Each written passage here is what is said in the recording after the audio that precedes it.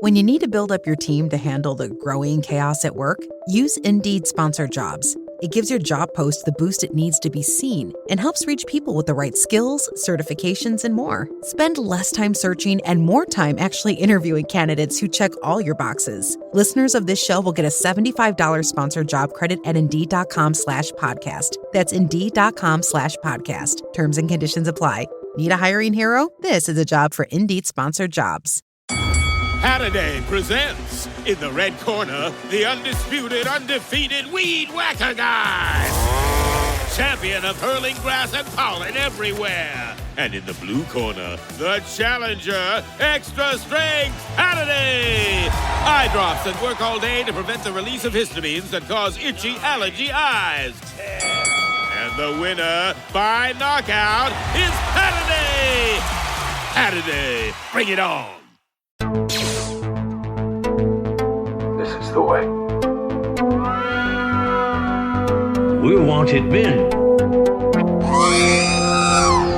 This spring, Uber Eats has you covered. Whether you're celebrating mom, dad, or your favorite grad, not all of us are great planners, and with the Uber Eats gift hub, you don't have to be. Send flowers, perfume, champagne, or just their favorite meal straight to their door. Gifts arrive in as little as 25 minutes, and you can add a personalized video message for that additional so-not-last-minute touch. So this spring, get a leg up on gift giving with Uber Eats. Last-minute gifts that land every time. Must be 21 or older to purchase alcohol. Product availability varies per region. See app for details. Where is Daredevil? I'm right here. Don't miss the return of Marvel Television's Daredevil Born Again. So what's next? I feel liberated. We're gonna take this city back. Over medicated. In an all-new season, now streaming only on Disney+. They're hunting us. It's time we started hunting them. I can work with that.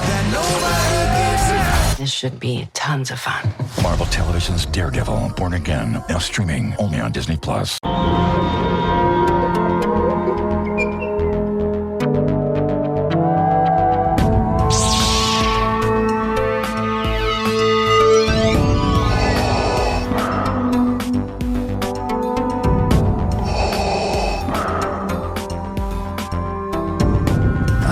Spoken.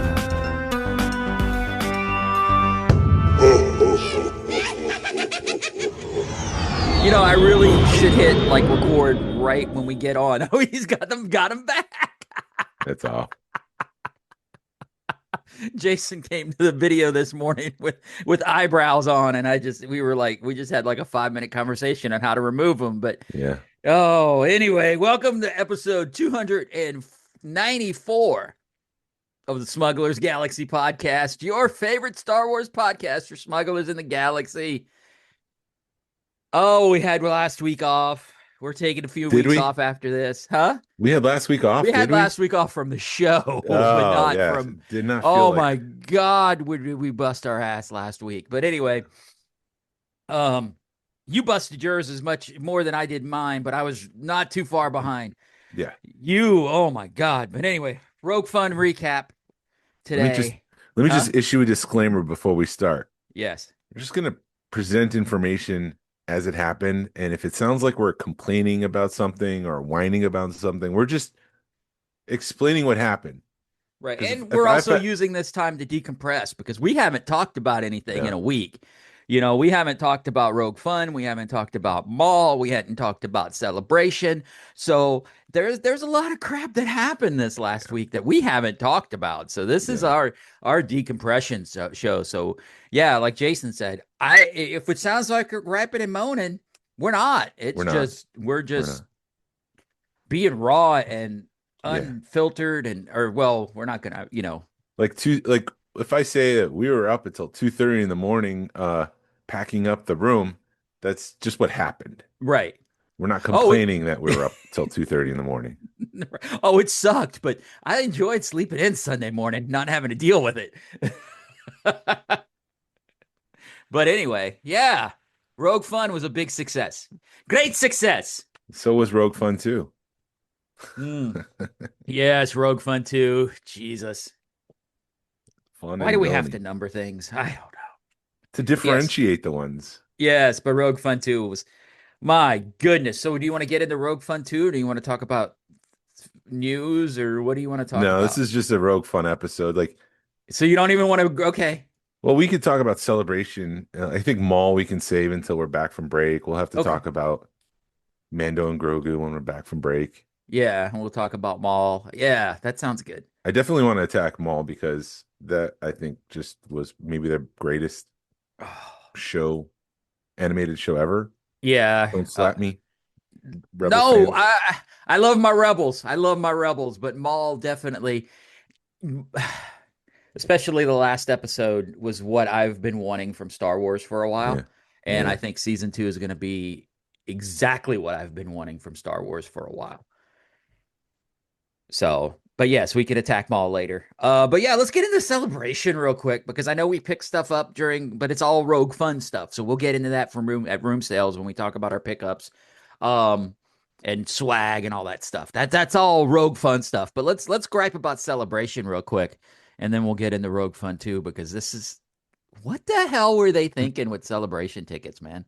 I don't know. 20 tickets per person seems excessive, and I was talking to someone and they were like, yeah, it should have been 4 tickets and then 4 kids tickets. And that should have been the limit. Right. I mean, maybe you could push it to 5 adult tickets and 4 kid tickets, but 20 tickets? Yeah. You're just asking for the scalpers. And yeah, I think the common thought is that they wanted to sell out of the 4-day and force people to buy the single day because it's more expensive and they make more money that way. Well, I mean, I would push it one more. I would go 6, but yeah, you're right. Kids tickets, the kids tickets should be unlimited, because they're not going to sell out of kids tickets. Or in theory, in my mind, that would be the last ticket to sell out. But if you have a group, anyway, long story short, yeah, 20 per was ridiculous. And I definitely agree that, if they were pushing it to that hard, that they were wanting people to buy the single day tickets, because it was like $80 more. But people were waiting in line like 5 hours. Yeah. There's no freaking way that you should have to wait in line 5 hours, virtual line for 5 hours. No. To buy a ticket to a freaking con, just to find out the ones you want are sold out. Yeah. Yeah. And then their message at the bottom of the screen as you were waiting was delayed. Yeah. So it said that Jedi VIP was sold out at one point when the 4-day tickets were sold out as well. Yeah. Yeah, it was just, I'm so thankful that I'm not going to that. I mean, I would love to go to Celebration, but it just, I'm sorry, I'm turning off I'm turning on my do not disturb. Anyway, I wasn't planning on going anyway, but I was kind of in the line to see what would happen, and we're in the chat, and we've got 30 people in that chat going crazy because of Celebration tickets. And yeah, I couldn't imagine that. The more and more, I mean, because the VIP sold out in seconds, which that's normal. And then the 3-day passes, 4-day passes are sold out in like 2 hours before the majority of people could even get in. Yeah. I have business reasons to go, so I had to get tickets, and it was about an hour and a half for me to get tickets, and I was one of the lucky ones. Sam Bennett had gotten in, like, it seemed like within 20 minutes. Right. And he was able to get the 4-day, but by the time he was in there, the Jedi Knight was sold out. Yeah. And Jedi Knight was being resold for $7,000 on scalping sites. So yeah, I've heard people. I think it's a cluster. Yeah, no, I think Celebration needs to really think about Reed Pop, because we've been saying that this is the 10th year. So, and everybody's been complaining about Reed Pop for 10 years. It doesn't seem like they care. Yeah. Lucasfilm, they're perfectly fine. Yeah, I just, as long as it sells out, then vote with your wallet. If it sells out, then something's working. Right, that's how they feel. We're all good. But then again, you got people like us who, I'd love to go to Celebration, but it's in a crappy, it's just in a bad part of the country. LA. Everybody's griping about it being in LA. The only reason they really put it in LA, which I don't blame them, was because of the Lucas Museum. Because it'll push people to that museum. And Anaheim was booked. Yeah. The Anaheim Convention Center was booked. It's my understanding that LA Convention Center was the only place they could there was availability. Right, but you would think that it's Star Wars. Yeah, I have a friend who has been to every single celebration and couldn't get tickets to this one. So, I mean, you're cutting out the people who've been there since day one. Like they were at Celebration 1. Yeah, and there's guys that walk around Celebration with all their badges, like a badge of honor. That I've been to all of them. Yeah. So I'm and I'm also hoping that the people that you read pop will either snag those tickets back from those people, or something will happen, because I know when we went in 22, that's what happened with us. Is somebody, we can't make it, so you can have my tickets, and they give it, we get it for what they paid. But yeah, it was a crap show, and by the time I got into the system, I had the opportunity to buy shirts and posters and whatever, and I was more afraid of adding something to my cart and then it being sold out in terms of tickets, not the shirts. Right. Well, no, and then I just loaded up my tickets and clicked purchase because I didn't want to fart around. And then, then the other thing that happened. So I'm waiting an hour and a half, and I'm getting all these messages that VIP sold out, 4 days sold out. It's my time to go, and that little green guy gets to the end, and I'm like, I should be in this thing because it's at the end, and I had to wait a further 5 minutes before it refreshed and said, "Okay, it's your turn," and then it said. There was an error message on screen and says, like, you did this, you were trying to cut the line, you were trying to do this. And I'm like, I'm just sitting on my computer trying to get into this thing. How do I cut a line? I could hear you screaming from the message. I was screaming, and I posted a photo in one of the chats, and then Susan was like, just refresh your browser. And I refreshed it, and I was in. But still, I'm like, if I had not known to refresh my browser and close things out and through my computer, I would not have gotten tickets at all. Right. Because they're like, don't refresh, because you use your place in line, blah, blah, blah. But yeah, it's like, and I could imagine just what would happen. Imagine what would have happened if they'd have started you over because you refreshed. I would have been livid. Jason would have lost the computer. I'm trying to find the message. I think it's so far back in that chat, dude. No, I have I had a screen grab, but it's gone. So yeah, it was basically like you tried cheating and you tried jumping the line, so you're screwed. It's just a computer, like it's a browser. I didn't do anything. Right. I get this message. It was frustrating. No, I get it. I was frustrated for everybody because I could feel the frustration in that chat. And I just remember when I got tickets to 17, I may have waited 20 minutes in a line. It's a normal queue, and was able to get passes. And now knowing that, they made it for 20. You could buy 20 tickets at a time, and people are, and you got bots and you got all this other stuff. I mean, the bots are ridiculous, but I know they try battling those, but yeah, they said they sold out 70,000 tickets in 5 hours. Yeah. But Susan was saying she remembers when, was it Celebration 4 or something? Like she just bought a Saturday ticket the week of. Yeah.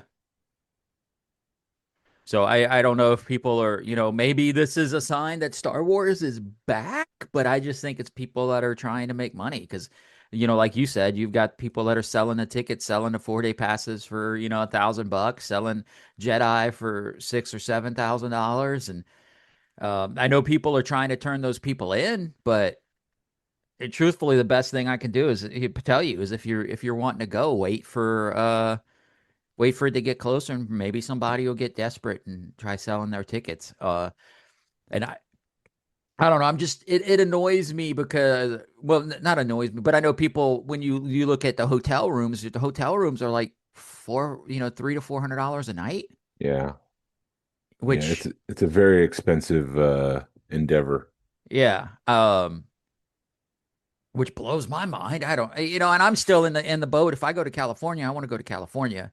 Because, I don't want to go to California for a show. And I was talking to somebody at Rogue Fun that they were talking the same thing about England. He was like, I went to England to go to Celebration. My wife went to England to sightsee. Yeah.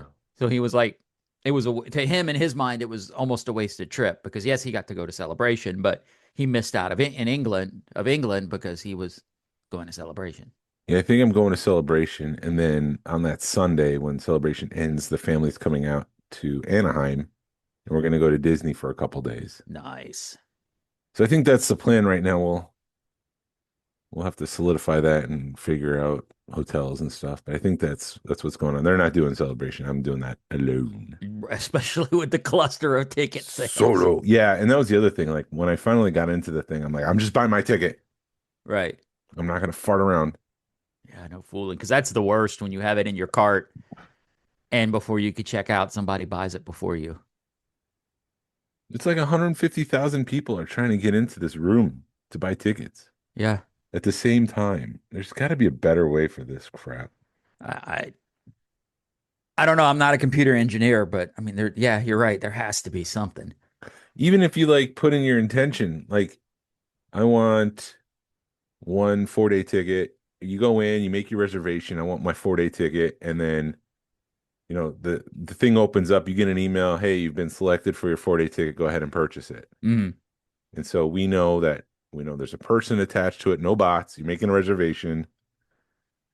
You're purchasing your ticket. You don't have to wait in line. You just wait for your email. I mean, they could do a lottery system like that because I know the Savannah Bananas are in town, and that's what they have to do. You send your email in, and they okay, you can buy tickets. You know, it's a cluster, yeah. And I think coming off of Rogue Fun, it made people appreciate the simplicity of a fan-run event versus these corporate ones that are just a cluster and a half. Right. Well, that was a big push at that moment because everybody was like, "Aren't you glad you went to Rogue Fun?" And our buddy Toby, he's doing. We could talk about May the. Yeah, we could talk about it. We could talk about it. It's now announced. Okay, yeah. So he's doing May the North in September of 27 in Canada, and I'm like, I would much rather go to that. And he was kind of using that as a boost to push his show because he's just like. Yeah, the fan run events, boutique conventions, as I think we've started calling them, is so much more fun because okay, I'm going to be with my group of friends for 3 days and only have like a couple hundred people to deal with versus 100,000. Yep, you don't have any lines. And then May the North, at least the one I went to, was a little bit smaller than even our event. Yeah. Well, I mean, I don't mean to say it. I don't take it the way I'm saying it. It's in Canada. I mean, and it's hard to get to. I mean, not hard to get to, but it's you need a passport. You need a passport. It's a more expensive plane ticket. There's more prep for it. So you can't just say, okay, I'm going to Canada tomorrow to go to Rogue Fun, to go to May the North. But I missed the last one. It's given me an excuse to, I've talked to Mandy and we're like, well, let's go up Wednesday and then we can go see the falls. We can do a little bit of sightseeing. We can see Canada because I've never been to Canada, see part of the country that I've never seen, part of the world I've never seen. Part of the country.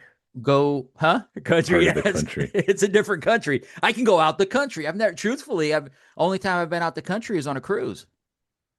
I've legitimately never been out the country.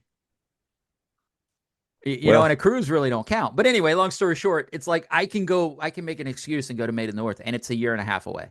So we can plan for it. And I get to support a buddy. Yep. But enough about them. What about us? Oh, man. I thought it flew by the last time. This time was ridiculously fast. Oh. Let's see where you're going with that. Yeah.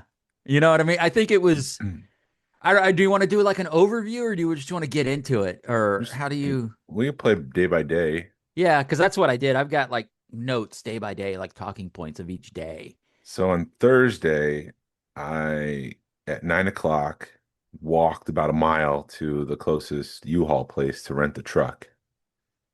Jeez, why did you get it? Well, it's only a mile, but still. It's only a mile, and I've walked miles before, so it's not like to go get something like when I was growing up and living in Miami for the summer. It's like no biggie to walk a mile to the comic book shop.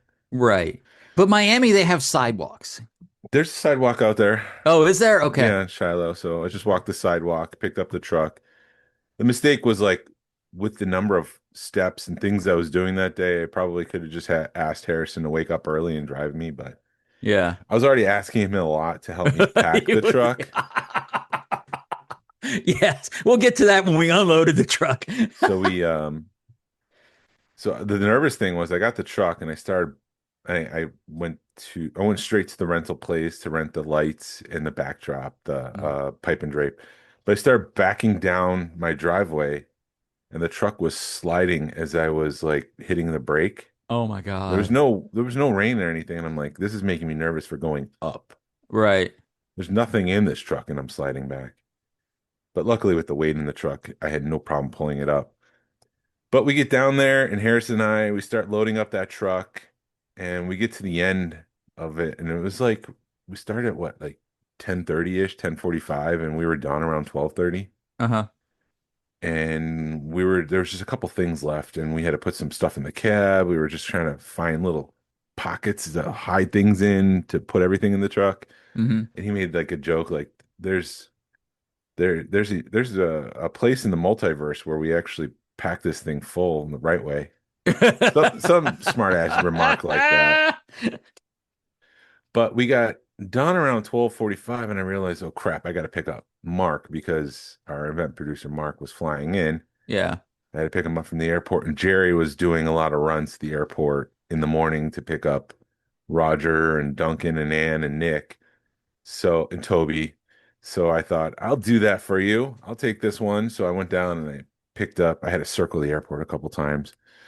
And it was funny because when it was finally time, he was got all his luggage and he's out. I see him and he's like flipping me off with the middle finger. I'm like, okay, he sees me, so he knows I'm here. So we get back to my place. He had like an hour and a half call. Mm-hmm. So as he's on his call, like I'm getting the house ready for the event at 6 o'clock, 5 o'clock.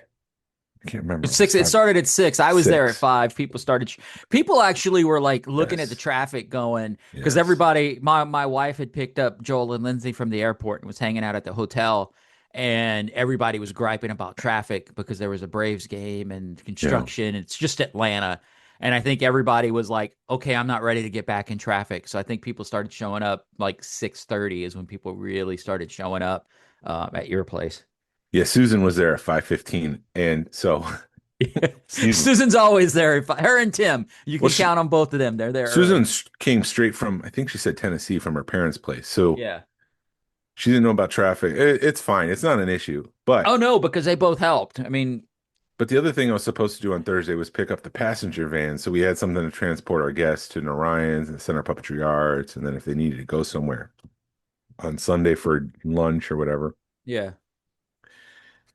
And so it's like 3:30. This event's starting at 6 o'clock. I got to bring Mark down to the hotel to check in and get things ready. And I haven't picked up this passenger van, and time's running short. Right. So I called the place up and I said, is there any way I could pick it up tomorrow? Because it's like, what's the big deal if I pick it up today or tomorrow? It's still my reservation. I'm still paying for it. Just leave it in the parking lot overnight. And they're like, no, we can't do that. It's going to be an extra $300 to amend the let's all basically cancel the original and start a new one. Yeah. I'm like, this is ridiculous. I said, I'll be right there. Mm-hmm. Like, I'm not going to pay an extra $300 because you guys are being jerks or whatever with your policies. It's their policy. It's whatever. So I get down there and it's like 4:30, and this is right next to the hotel. Because in my genius, I decided to rent a place closer to the hotel and not closer to me. Right. Just to make it easy to like less mileage, because I don't have to drive all the way from my place down to the hotel. And like that's, 8 miles or whatever that we don't have to pay for. So I pull up and I start to do the paperwork, and it's just like problem after problem after problem, because it's a company, a quote company, because we're 501(c) with the bank account. Right. They need proof of like, they need proof of address for the driver or something. Uh-huh. It's kind of crazy. They needed like a phone bill or a gas bill or something to prove that I lived in a home or something. Jeez. Like, I'm using your insurance. I have the money. What difference does it make if the money comes from my personal account or if it comes from a business account? You're getting the money. Yeah. But it's policy. And so it was just like, okay, here's this. Well, we can't use that because of this. Okay, fine. Here's this. Well, we can't. So I ended up having to put down a down payment on my credit card, which got reversed and everything. So it was fine. But it was just like problem after problem with the clock ticking, and I need to get to my place. Yeah. So I finally get the truck. I finally get to the hotel. It's like 5 o'clock. No, it was like 4:45. Yeah, because you kept messaging me going, okay, I'll be here at this time and that time. And I'm like, I'm stalling a little bit to get to your house because I didn't want to get there too early, and Yeah. you not be there. So we drop off the van, and Shannon had gone down with us so she could drop off Mark. We also had Katie with us. So we dropped them off at the hotel so they could check in and do their thing, and they were going to get rides with someone else. And so Shannon and I just booked it. And so it was about 5:15 that I finally get to my place. Yeah. I am sweating. I am smelling. I quickly jump in the shower. Shannon quickly takes off to the barbecue place to get the food. Yeah. And then it's just the last minute things of trying to get the house together. And it was just a losing battle. People were coming, and it's just like I just gotta relax and hang out because I can't be frantic anymore. Right. It is what it is. I think I figured out. So I was speaking of like credit cards and stuff. If we do this again, I think I'm going to do a credit card. That way we don't have the same freaking deal with the bank account. Yeah. Like we did. And that way I could just write one check and have everything covered instead of having to worry about boom, boom, boom. All these transactions. If we get a credit card, it'll be easy. And I can give everybody a credit card and be like, here, because this is like really behind the curtain, but this is deep in the woods, that statement I'm making. But I'm just like, so because you were talking about and that I love my bank. I love the bank, the credit union we use, but it was for some reason every time we'd go to use our debit card, it would get flagged. Yeah. And it would get flagged, and it would get flagged. And I'm just like, what the hell? And every time I called, they're like, hey, you're fine. And I'm like, no, we're not. Not fine. Not fine. So then I was, as we were getting home last night, I said, wouldn't it be easier if we just got a credit card? And my wife was like, yeah. And I'm like, son of a gun, why didn't we think about that 6 months ago? Yeah. But if there's a next time, then we'll just have to implement that. Yeah, I'm just like, it'll be easier and then do it that way. But yeah, no, Thursday, man. That was the other thing. Like, on Thursday on the way back to the hotel, from the hotel to my place at 5 o'clock, I got on the phone. It was like 5:03. I got on the phone with the bank because they denied the charge for Moe's for the next day for Center Puppetry Arts. Yeah. So I talked to one guy, and he's like, yeah, sorry, that department just closed at 5 o'clock. And so you'll have to call in the morning. So I set in a reminder to call back at like 8 a.m. Mm-hmm. And the same guy picks up that I talked to at 5:03, and he was able to get it through. And it's like, man, why couldn't you do that last night? Right. Well, because that department was closed last night. But it's like the same guy. There was no department that I wasn't redirected to that department. I talked to the same guy. Yeah, I don't know. I mean, they're I'm happy with them, but it's just like I guess because they've got a limit. I think it's truly because we're using a debit card versus a credit card is the whole reason. But anyway, what was your thoughts on Thursday night? Let me see. No, Thursday was sort of my day to kind of let loose a little bit, which I think I kind of did because I go to leave and everybody's like, you're not driving. No, I'm fine to drive. I'm fine to drive, guys. I'm just standing at a 45-degree angle like everybody else here. And then you're like, and then Katie was like, you're not driving, are you? And I'm like, and a couple other people were like, you're not driving. And I was like, oh, maybe I need to be serious. Maybe I need to listen to everybody. And then you start moving and you're like, oh, shoot. Yeah, I don't need to be driving. But the Thursday was sort of my night, because I'm like, okay, I know come tomorrow morning, it's on because we were setting up the room Friday. No, it was a fun night because we set up. I had a lot of FOMO during the day because I kept seeing everybody because I had to work Thursday. So I kept seeing everybody get to the hotel. I kept seeing everybody hanging out. I've been seeing pictures. You got everybody's hanging out with Roger Christensen and Christian, sorry. Christian and all the I don't know if Alton was there yet or not, but Alton, not Alton. Nick. So it was there. Nick and Roger were hanging out, at the hotel with Jerry and Ryan, and I'm just like, son of a gun. Yeah. Roger and no, Nick came in like at 6 o'clock on Thursday. Let me get closer to the microphone. I'm a professional. Nick came in at 6 o'clock and he went straight from the airport to my place. So Okay. Roger and Nick hadn't seen each other in 50 years since working on Star Wars, and they saw each other for the first time in my Star Wars room, which just is pretty cool. Right. And then I'm hearing stories as we're leaving that Nick, because they're just like, that Yoda guy's telling you Yoda stories in Jason's room. And I'm just like, yeah, crap, I'm missing that. Yeah. But I was already like a foot out the door, and I'm like, I can't, there's no running in there to watch this, because it was already, I knew it was almost over. By the time I got there, it'd be over. But I'm just like, how cool is that for Jason to have that kind of stuff happening in his room? But no, I enjoyed Thursday. It was cool catching up with people. I saw a lot of people I hadn't seen in years. I'm sitting there. Lori, our listener Lori came. I saw. It was cool Will. to meet him. Yeah, it was cool to meet him, because he was like, he just stands there, and I'm like, and he speaks. I'm like, Lori. Yeah. And I'm like, hey, buddy, how you doing? You recognized him right away. But I saw a lot of people there that they'd be like, hey, man. And it would take me a second to be like, oh, crap, it's you. You know, that kind of stuff. Because I think it was Will that he kind of just walks by me, and I'm like, Will, how you doing? But it was like that all night. And the cool part that everybody understood that they're like, you're meeting 200 people. I'm meeting you. You know what I mean? So they're like, everybody knows our names, but they don't expect us to know 200 people's names. So that was kind of, it's fun when everybody realizes that you're never going to remember all the people's names that you're meeting, even though you're meeting them for like the fifth time, some of the, not fifth time, but, so that was cool, is able to catch up with everybody, at your event without having the stress of, I have stuff to do. I could enjoy Thursday night and, yeah, and not and have a little bit too much to drink. And then I missed SDQ. I missed David, because I was like, we were going and leaving, and Joel was like, oh yeah, David was in the room, and I was like, yeah, David was here and I missed him. Yeah, it was about 10 o'clock, and I was like, oh, David's not here, and somebody said he's in the other room. Yeah, I was in the kitchen, so I went into the craft room. And there he was. I'm like, oh, hey, how's it going? Hi, right. I'll catch up with you. And he's like, no, come here, sit down.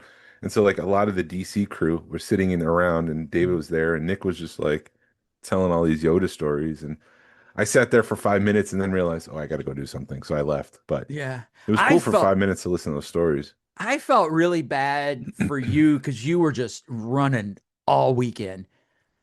And there was one point where I'm like, what do you need me to do? He's like, you're like, leave me alone. And I'm like, okay. Yeah, I'm sorry for snapping at you. It was more like, I had like this was on Friday, was it? Or Saturday morning? Saturday morning, yeah. I was doing like 5 things, and then you touched me, and it was just like, it brought me from out of my head into my body. Yeah. And the 5 things just disappeared, and I'm like, don't touch me. I just forgot what I was doing. And that's all. It was not right. like No, I get it, because I understand that when we're in the heat of battle, stuff happens, and it's like, it's the heat of battle. You kind of go, and you go about your business. So yeah, but no, I felt really bad for you, because you were just running around. And I hope you enjoyed it. Yeah. I hope you had a good weekend. But yeah, it was fun. And Thursday, my youngest went to North Cobb, the high school, for like a rally. Yeah. She's with Cal, so they had like a rally. So my mom came, picked her up, took her there. And then on the way back, they were just like, oh my goodness, because my street was just lined with cars. It really was. And I got like video of all the cars, because they were just impressed. So much. Go ahead.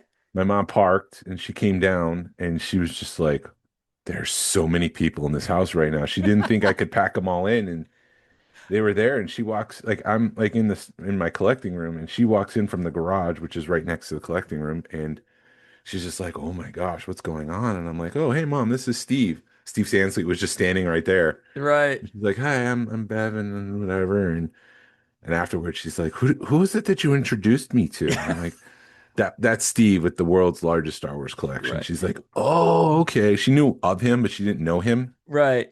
That was funny, because Steve walks up to me and he goes, hey, table mate. And I'm just like, hey, I'm just going along with what he's saying.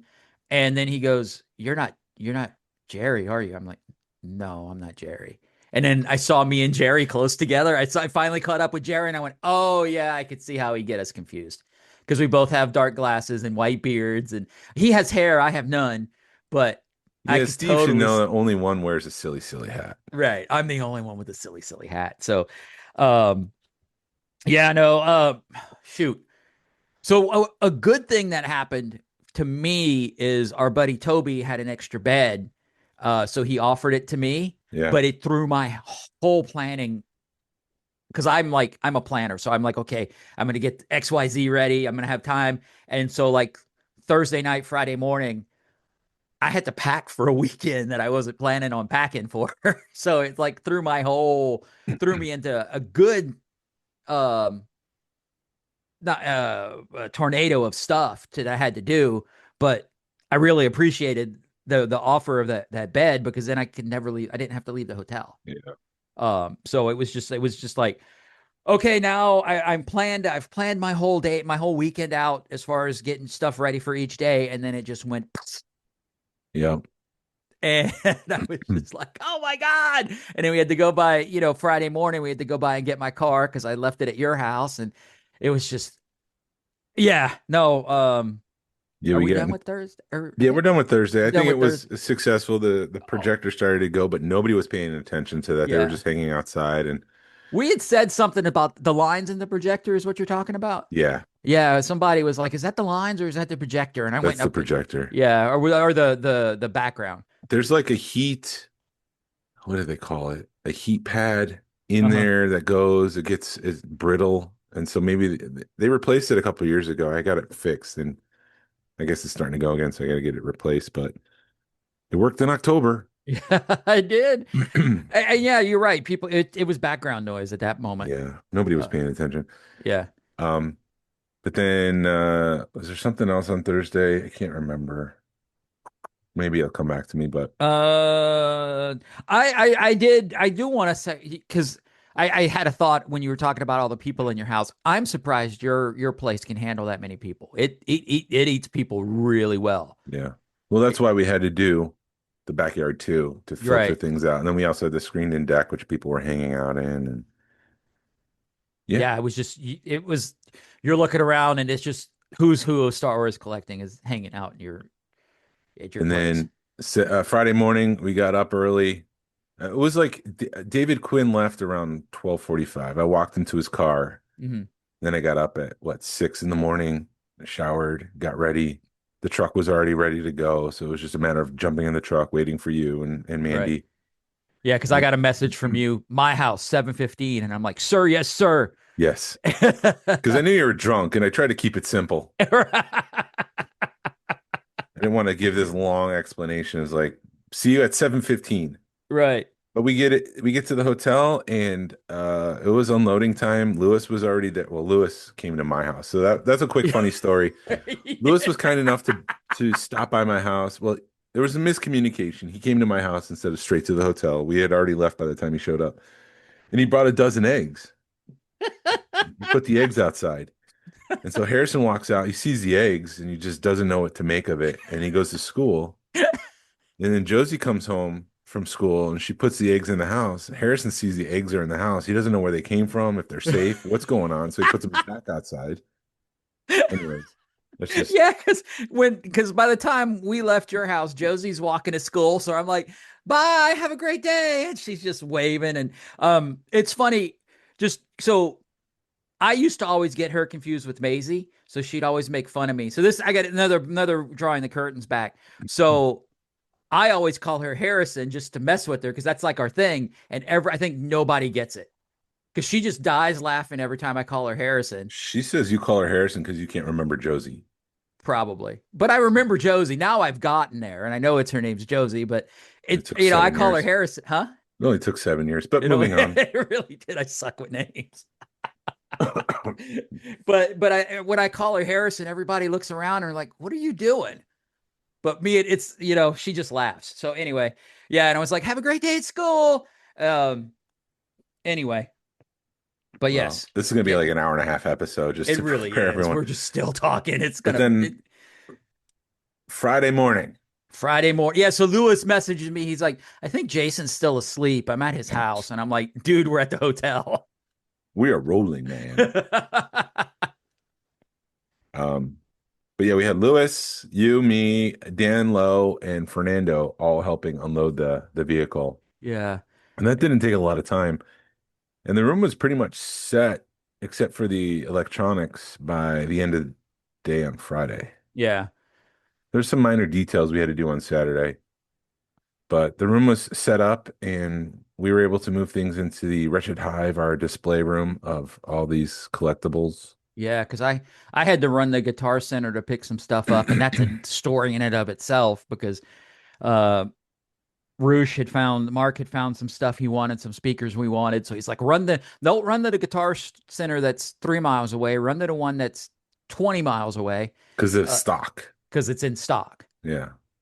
And then when I get there, of course, they don't have what we're looking for. So I was like, I'm texting him, talking to him, and then they're like, well, you can rent them. And so we end up renting them, and there's stuff wrong with them. So anyway, when I get them back, but that's, I'm jumping ahead. But yeah, when I got back from running the Guitar Center, by that time, you guys had the room, the accoutrement set. So all the heads were on the table, all the props were set. And it was like, I was like, holy smokes, you guys made incredible time in an hour and a half. Yeah. Yeah, that was awesome to come back and see, because you were just like, wait a minute, I need to see your face. And it was like, whoa, because you took it up like 3 notches just with the room this year. Yeah. It's been fun putting that thing together. Yeah. But I mean, there was very little happening on Friday. I did apologize to George, because George Roy came in to say hi and to see if because Rich and Angie were there too, helping to set up eventually. Yeah. They dropped Steve off at Orion's and came to the hotel to help set up. And then he had to go back to pick up Steve and Billy Galaxy and take them back to the house and stuff. And George had heard a rumor that Rich and Angie, and he hadn't seen Angie in like 25 years because they went to school together at University of Central Florida, where I went. And he came in and I'm like, no, get out. Nobody in this room. So I snapped at him and I apologized, and I feel really bad. And he feels bad that he walked in, and we're all feeling bad together. Right. Yeah. There was one of the owners of the hotel came in the room, and I'm like, sir, I'm sorry, because I didn't know who he was. And I'm like, don't come in this room. Because owner of the hotel? I don't know if he was the owner or something, but there was a group of men running around, and later it looked like they were either owners or investors, or they were high up, maybe owners of the hotel, I'm assuming. Because they were in that meeting, because you remember we had our green room. Oh, yes. And then he was one of those guys in that meeting, and I'm like, oh, no. But he was cool about it, and I was being nice. I was just like, sir, we just – because – we like having a closed room, and we don't want the surprise spoiled. So that was pretty much it. I mean, Friday was uneventful, just because we were just setting up and getting things ready. I can't thank Lewis enough. Not only does Lewis work hard, but he remembered exactly how things needed to be. Yeah. And he was just quietly like doing what needed to be done. And he had like a silent language with Mark. Yeah. And at one part, Mark was just like, are you sure you don't want to work with me? Because you'd make X amount of dollars. And like, we work so well together, and Mark can do what he needs to do. And he trusts that Lewis is doing what he needs to do. And like, it just all came together, and it's amazing. It's amazing. Yeah. You may think you know McDonald's drinks, but you don't know them like this.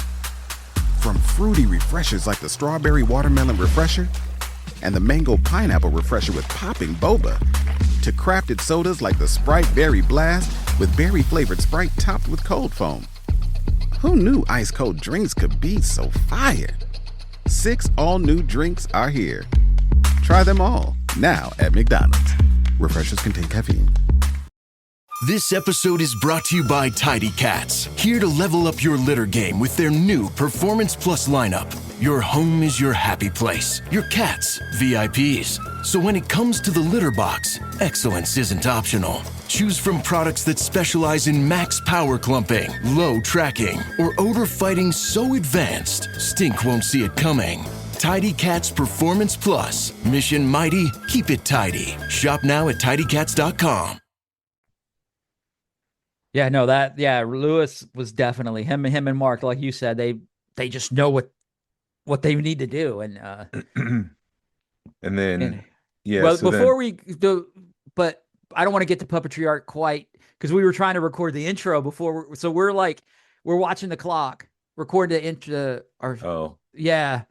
So that was probably that was to me, because we were under the gun at that point, like bad under the gun. So we're trying to record this intro that Mark will talk about in a minute, and we're having audio problems, and I'm looking at the clock and you're looking at the clock, and thankfully Shannon was at the hotel and was able to go get Moe's, because it's like I had to leave by like 4:30, 4:45 at the latest to pick up Moe's to go to Puppetry Arts. And I'm getting texts from Mandy going, what are we feeding people? When are we feeding people? And I'm like, I've got a microphone on. I've got a hot mic. I'm in the middle of trying to do this. And, there's people making noise in the back of the room, and they're getting quiet on set. And I'm like, I really don't want to get yelled at for having a phone in my hand or my phone making noise. So I had it on Do Not Disturb. And thankfully we were able to get that done, and it turned out pretty cool, which we'll get into in a minute. But Puppetry Arts. Is that where we're going next? Yep. I quickly jumped in the shower at like 5 o'clock. Yeah. Changed. Got down to the lobby and took a bunch of people. And so it was like David and his friend Andrew, Will Russ, Katie, Roger and Nick, and then Tony and I were sitting in the front seat. Yeah. On our way to the Center of Puppetry Arts. We got there about 5:45. So we were not too early, but early enough. There was a line waiting of people, which was cool to see that people were excited to get in there. So much so that they got there early. But there was a couple times when Nick and Roger were right behind us talking in the seats, and Tony and I would just look at each other like, did we just hear that? Like Nick was talking about doing the makeup on Terrence Stamp on Superman. Mm-hmm. And Roger was talking about working on episode 1 with stunts and Ewan McGregor. And like I said, Tony and I would just look at each other like, wow, we just heard that. Like, they were just retelling their stories of working in film. Yeah, that's awesome. These historic films that we grew up on, and these gentlemen made them, and they're just talking in the back like, it's just work. Yeah, it's just because that's what it is. Yeah. Yeah, so that when we got to the Puppetry Arts, we had, there was a line, and of course everybody's kind of waiting outside, and I just kind of like doing what I do, because I didn't know where you were at that point because we got there a few minutes early. So I just kind of like, let's see what's going on if the doors are open, because why is everybody hanging outside versus going inside in the lobby? So of course everybody walks in there, and you had whose idea was the buttons? Was it your idea for the buttons? So the buttons were my idea, in that to have like fan collector buttons that look like the old fun buttons, and I wanted to give everybody, like I did with the trading cards with the first one, give everyone the same button and force them to trade and interact. And we're trying to do the ice breaking in advance, so by the time Saturday rolls around, everybody's friends again. Yeah. Like, and we're forcing people to talk that they might not talk to each other. You might hang out with your friends or whatever, but if that person over there has the Space Girls button and you've never met them, and you go over there, hey, do you have Space Girls? You've started a conversation with that person. So by the time tomorrow rolls around, you've already talked to them. Yeah. They're not part of your clique, but you've already talked to them, and you kind of broke down the social anxiety or whatever. But so that part was my idea. Narayan's idea was to do it at the Center of Puppetry Arts, which I was kind of resistant against, because I wanted people to enjoy themselves at the Center of Puppetry Arts. Yeah. And not have to do the swag. But I was wrong. Narayan was right that there was a buzz in that room. People were just having the time of their lives, trading buttons and hanging out. That was so cool. Yeah, because like you were saying Space Girls, because I don't know how those pins were set up in the box, but I ended up just dumping them on the table, because I'm like, just let people grab. And I think Space Girls were, I don't know where they were grouped, but I think it was at the bottom of the pile, so it got missed. So very few people had that, and people were looking for those. And Yeah, but that was a great idea because like for the first half hour, they didn't care about food, they didn't care about drinks. They were just like pins. Let's get pins. Let's meet people and get what we need. Yeah. So that was a great idea and it worked really well. And just to let people who didn't attend know what was going on, the Space Girls is the Tanaka sisters. We named all the pins as if they were made in the 70s before they had common names like the Tanaka sisters, Dr. Evazan. He was initially called Grubby Human. Yeah. So he had Grubby Human on there. It was Walrus Man, Hammerhead. It was not Ponda Baba or Momande Don. It was their original names from the 70s, as if that button collection had continued past the initial 12 or whatever it is. Yeah. So that's that. And so, yeah, that was the first hour. People were just trading buttons and having the time of their lives. And then they went to the museum. I think one of the best compliments I got was from Steve that night. He was just like, this is so much fun. I haven't had this much fun trading in a long time. Yeah. So we provide them with the thing and they trade and have fun. So yeah, no, it worked. Yeah, it was a fun time. Puppetry Arts. I mean, I wasn't into the Muppets, but like I was into Fraggle Rock, so seeing Fraggle Rock was cool. You don't realize what we have in that place in Atlanta because there's a bunch of museums here that we don't realize what they're what's available. Yeah, and I really think if we do another one and don't include the Puppetry Arts, people are going to be upset because I think we set the bar. It's like, and everybody was like, how did you get this place? And I'm like, I think we just sent an email. Yeah. Yeah. They gave me a price and I was like, per hour? They're like, no, for the night. I'm like, yep. Send me that contract. Right. So and you saw a lot of pictures of people, later on. I missed Slimer, which I was kind of a little upset about, but I don't know where he was hanging out. I must have, He was on the other side in the international set part. Okay. There's one. Okay. Yeah. When you would walk into that first room, you go to the left and there's all the Muppets, the Jim Henson stuff. You go to the right and it's cultural. Okay. So they also had the Pinocchio from the Netflix movie with Guillermo del Toro directed. They had Pokey from Gumby.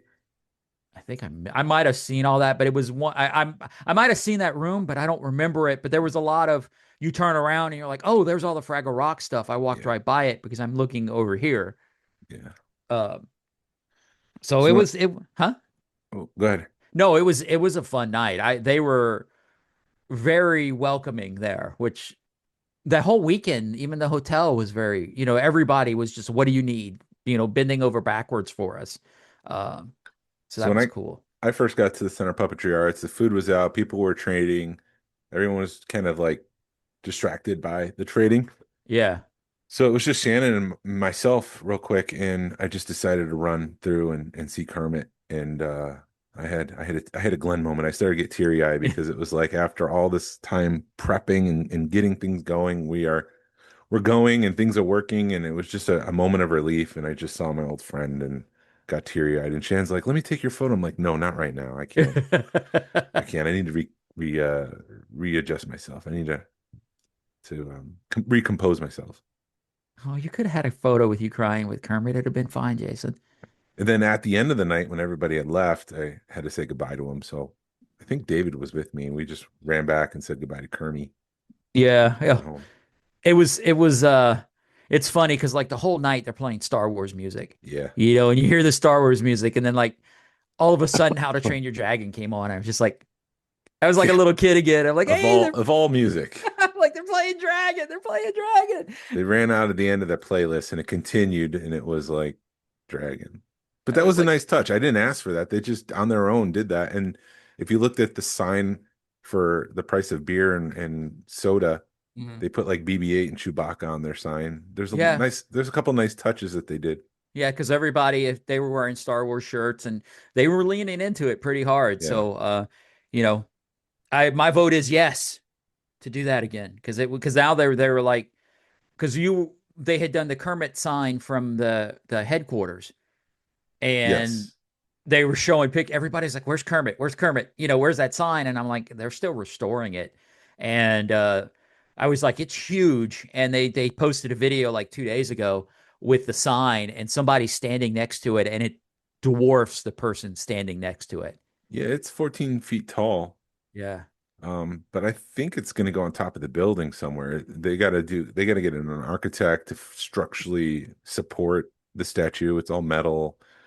They also have Globey from the first season of Pee-wee's Playhouse that's going to premiere in a couple of weeks. So, yeah. I mean, there's reason to go back. I'm open to whatever. Right. Yeah. Excuse me. Yeah. So then after Puppetry Arts, everybody goes hang out at the hotel lobby for a couple hours. So that was fun. And everybody was kind of watching David, because every time he'd go in his backpack, and there'd be like everybody'd stop and be like, is he going to pull something out? Yeah. So there wasn't no lobby swap that night, but it was Tony's birthday. So we'd gotten him a cake and just surprised him with it. And it's funny because the whole night we're trying to keep it secret from him. And my wife, I come down and she's talking to Tony and the cake's right there. And he just is oblivious to it, because because we got it from Nothing Bundt Cake. And after he ate it, he was like, did somebody make this? And we're like, no, it's Nothing Bundt Cake. And he's like, excuse me? People are selling Bundt cakes? So he would have never gotten it anyway. Another funny thing happened on the way back from the Center of Puppetry Arts. Narayan took Roger and Nick back early because they were getting tired. So he was kind enough to leave. Like, I think it was just about 9:15ish, and the party was over at 10. He took them back to the hotel. So I had everybody as before, but without Roger and Nick, and we were driving back, and I was like, oh, by the way, happy birthday, Tony. He's like, thanks. I was like, how old are you? 55, double nickel? And everybody in the car started laughing, because I guess Tony was trying to make some sort of double nickel joke throughout the day, and nobody was like taking the bait. And so on my own, I was just like, 55, double nickel. And they were like, oh, finally. And Tony's like, you made my night.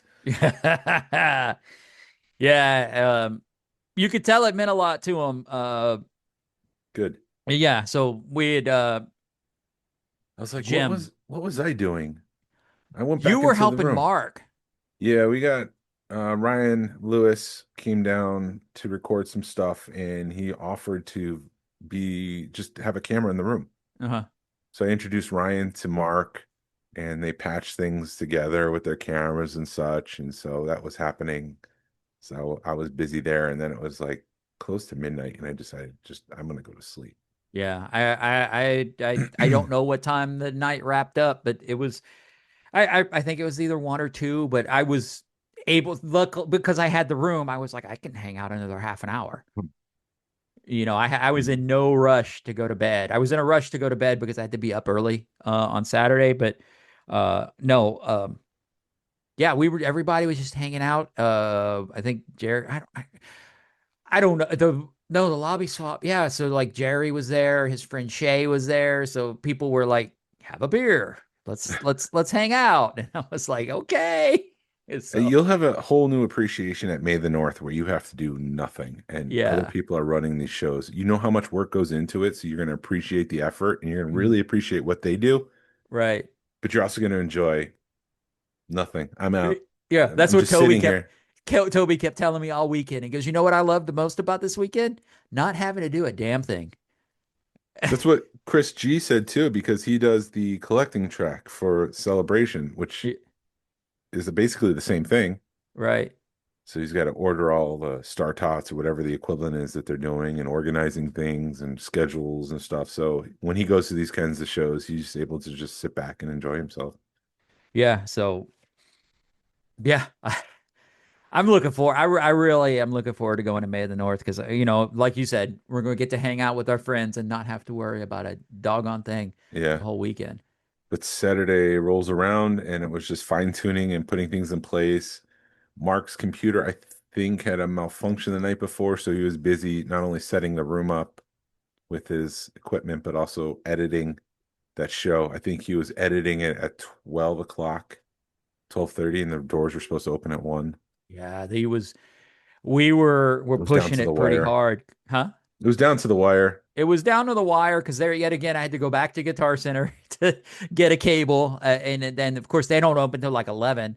So I was like, oh, I had to deal with that, and then I'm dealing with yet again the debit card was denied for pizza, so I'm having to deal with that, and then go get pizza, and I'm like, I'm looking at the time and I'm doing the math, and I'm like, maybe I can do both at once, and then I was like, let me run grab the cable because I don't want to make Mark mad because it took me too long to get the cable, so I call you and I'm like, dude, come meet me at the back door. I threw the cable at you, and I'm like, I'm going to get pizza. So I had a lot of running around, but I kind of knew, and I felt bad because I'm like, I feel like I'm stuck doing all these go for errands and I'm not in the room doing the thing, but I also, I'm like, what in my mind, I got to be like, what I'm doing is just as important as being in the room because I'm supporting it and I may be getting in the way in the room. You know what I mean? And I'm just, no, it needs to happen. Yeah. And someone has to do it. And it's not that you're not in the room and we've kicked you out. It's like, that was probably the most important thing. Cause if you don't have sound, you don't have a show. Right. So it was a vital thing that had to be done. Yeah, no. And it was, we didn't trust it to anybody else but you because we knew you would do it. Cause I also know. Yeah. You also know sound. I know sound that Mark can talk to me and be like, this is what I need. And I understand what he's saying. And while, you're probably the only other person in there that would semi understand, or nope. I don't know if you don't know cables and stuff. No. Nope. I know it's the red, white, yellow one. RCA cables, buddy. XLRs. That's XLRs. So old. XLRs. HDMIs. Yeah. So we because that we had a trouble with the stuff we rented from Guitar Center. One of the speakers wasn't working, so we had to figure out how to patch that in and make it work. And thankfully, when I went to Guitar Center on Sunday, they comped the rental because they were just like, yeah, I've been telling people for 10 years we need to work on this stuff, and I'm like, this stuff isn't 10 years old. This looked like it's new stuff or fairly new stuff. So we've learned some lessons. I think it's like each time we do it, there's more lessons to be learned, but oh my God, the swag. So 1 o'clock. Yeah, 1 o'clock. Rolls around and we don't open the doors. We were about 15 minutes delayed. We finally get the doors open. I ran up, showered real quick around 12:45. And I'm looking because Mark gives me the go ahead to open doors. And I had to confirm with you. Right. And I'm like, okay, you're giving me permission to open the doors.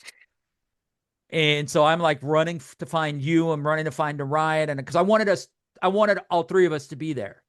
I didn't want to do it without the three of us. And I guess you're coming back down from your shower and you're like, dude, is it okay? And I'm like, yes, Mark. You sure Mark said this? Yes, Mark said it. I go, dude, are you ready? He goes, no, but it's time. He was just like, am I ready or am I ready? He's like, yes, I'm ready, but no, I'm not ready.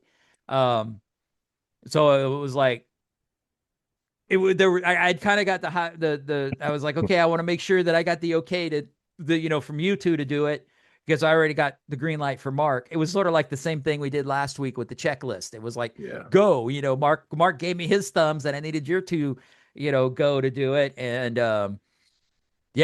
that was fun. And watching it, and I took your cue to just walk backwards into the room and just watch. Because at that time when I had the green light, Rich had heard that, okay. And then he was like, well, let me get everybody seated, which, let's claim, get all the guests to have good seats before they get claimed. So we were able to get, Steve in and get all of our guests in before the mad rush of people.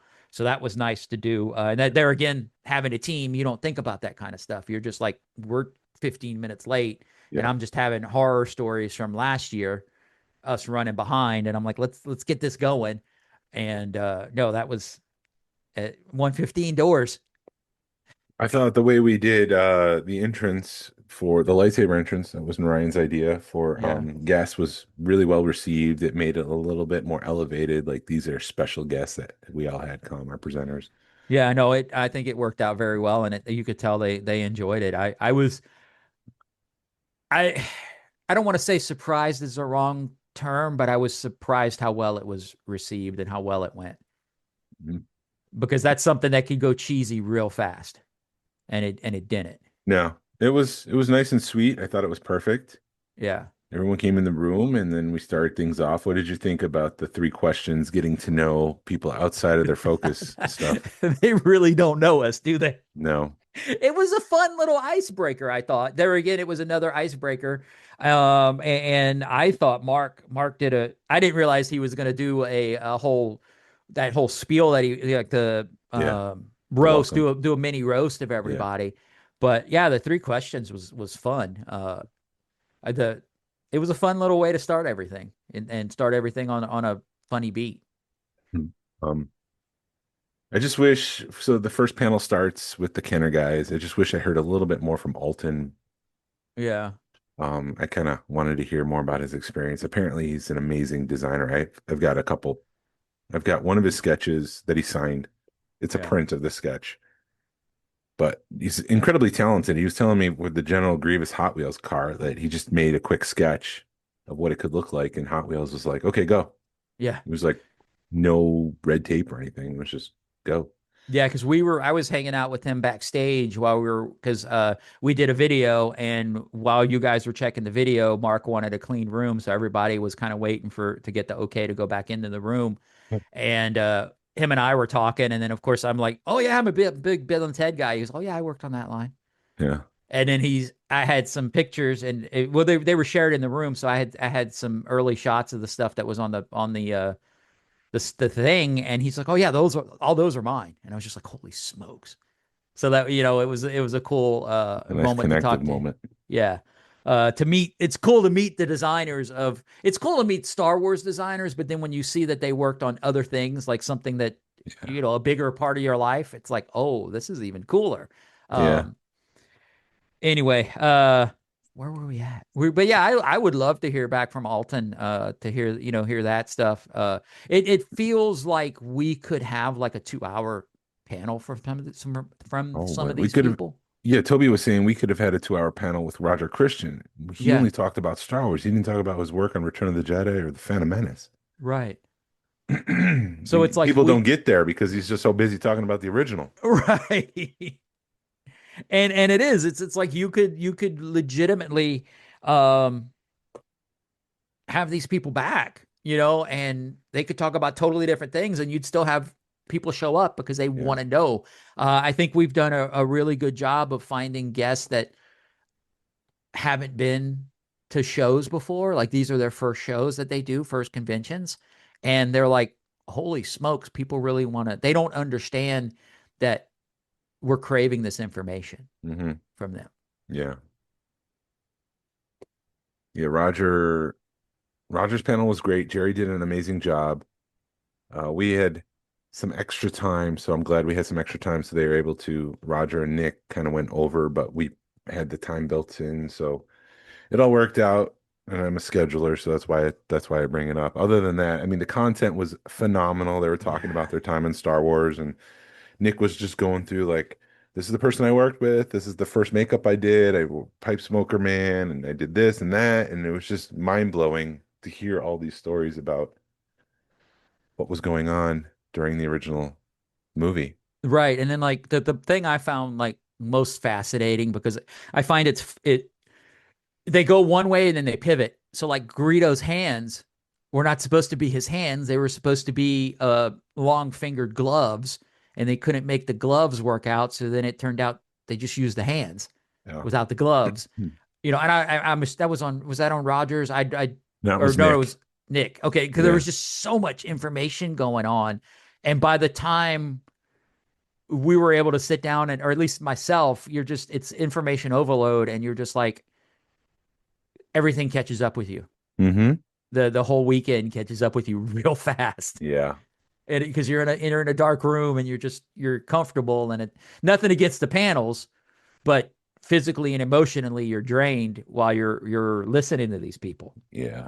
Tomorrow morning is knocking. Stock your fridge now. How about a creamy mocha frappuccino drink? Or a sweet vanilla? Smooth caramel maybe? Or a white chocolate mocha? Whichever you choose, delicious coffee awaits. Find Starbucks Frappuccino drinks wherever you buy your groceries. Ryan Reynolds here from Mint Mobile. with a message for everyone paying big wireless way too much. Please, for the love of everything good in this world, stop. With Mint, you can get premium wireless for just $15 a month. Of course, if you enjoy overpaying, no judgments, but that's weird. Okay, one judgment. Anyway, give it a try at mintmobile.com/switch. Upfront payment of $45 for 3-month plan, equivalent to $15 per month required. Intro rate first 3 months only, then full price plan options available. Taxes and fees extra. See full terms at mintmobile.com. So I thought those panels went great. Yeah. I'm glad our guests were able to experience them. It was, back to back, like the creation of Star Wars, creation of the action figures. So a lot of good content there. And then we broke for dinner. Yeah. So dinner was, I'll say, better than anticipated. And maybe I was just so tired and exhausted that anything at that point would have tasted great. But I thought the food, the chicken parm, the vegetarian lasagna, I thought it was just all wonderful, personally. Yeah, I'm not a vegetable person, so you challenged me and I lost. But I didn't have the vegetable lasagna, but I was surprised that they had potatoes, to kind of level things off. But yeah, I was happy with the food. Everybody, I didn't hear a bad thing about it. The chicken parm was really good. The tiramisu was good. I was like, yeah, this is legit. Yeah. And then it was time for the auction. Oh, how deep in the weeds do you want to get with this? Not deep. I mean, it's already an hour and 15, and I've got a story there. I was busy during the auction. Oh myself. yeah, we do have that story to tell. So yeah, but I was running the auction and it was going really, really well. Until we got to one patch set. Is it cut or uncut? Cut or uncut. And I have a list, and it wasn't explained on the list that, hey, we're going to auction these off separately. I just think it's one big auction, one big item. And Narayan was helping with the auction because he had organized everything, and he was showing the items off. Him and Jordan were helping show the items off, and he's just like, this is an auction for 2 items. And I'm like, no, it's an auction for 1 item. And then it was a patch set that was a cut set and an uncut set. And we didn't communicate very well. I'm not sure. Right. It was like cut or uncut. And I'm just like, we're going to sell all of them together. And Narayan's like, no, we got to do 2 different auctions. And I'm like, why are we having this conversation right now? This is a conversation that should have happened a week ago. And I was just like, go for it. And he's just like, no, it has to be done this way. And I'm like, no, pivot. We'll just sell them all. And I'm like auctioning them off. And then it turns out everybody's like, wait a minute. What are we doing? And then we had to start everything over again. And it Mark was playing the Cantina theme. It was just like Mark, everything was just, thankfully we were able to get it back on track. And the next day, all I heard was cut or uncut. Cut or uncut? Is it cut or uncut? So that's going to be a new meme. And it's bad when Steve Sansweet looks at you and goes, cut or uncut. Yeah. That thing is going to live on when Steve on. Sansweet looks at you and tells you that. Yeah. It could be worse things to be remembered for. Right. But we were able to make it fun, and it's memorable, and it didn't crash the rest of the night. We were able to pull through it. So in the middle of all of that chaos, Jerry comes running up to me because I'm sitting up front next to Mark, and Jerry comes up to me, and like it's dinner time, so I've had like a Jack and Coke. Yeah. It's like Mark scolded me. He's like, no, dude, you don't do that until after the show, which makes sense. Yeah, I'm working. Right. I shouldn't have done that. But anyways, I had it. And it's feeling a little loose, a little like celebratory, like, yeah, we did it. We got 1 panel left, and the auction's rolling, and we're gonna be fine. And Jerry comes up to me. He's like, hey, there's somebody trying to get into the room. I'm like, what? So I get up, and I go to the main entrance, and there's this guy there with a drink. He's like, I love Star Wars, man. I just want to bid on something. I'm like, no, sir, this is only for guest ticket holders. It's a closed event. I'm sorry, you can't participate. He's like, but I love Star Wars, man. Just let me help support charity. I'm like, no, sir, we can't do that. So I finally get him backed out of the room.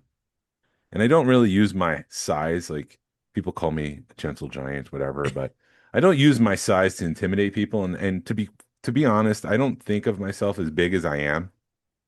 I kind of see myself as a smaller guy. Yeah. I think maybe I'm still 13 years old as a little kid, and I'm not seeing my size as I am today as a 46-year-old. Right. But in that moment, I did, I was a wall. Like, you're not coming in this room, kind of thing. And so he backed out. He's like, all right, whatever. So I popped my head out. And the other door where Mark is, that door that said not an exit. Right. We're purposely, because there's cords in front of that door. So we don't want people coming in and out. So I just pop my head out and I see that there's another guy. And this guy is not drunk, but he's just as obnoxious. Yeah. I just want to know about future events. How do I know about future events? I'm like, you go on Facebook, you look up the Georgia Alliance of Star Wars Collectors. We post all our information there. Have a nice night. Oh, what do I do? So I'm like, you just search for Georgia Alliance of Star Wars Collectors. And then the hotel guy's like, this is a private event. You need to leave. He's like, I'm just trying to get information. Like he's trying to pretend it's so simple. I'm innocent. I'm just trying to get information. He didn't say that, but that's his attitude. And so I see Dan Lowe, and Dan starts coming my way.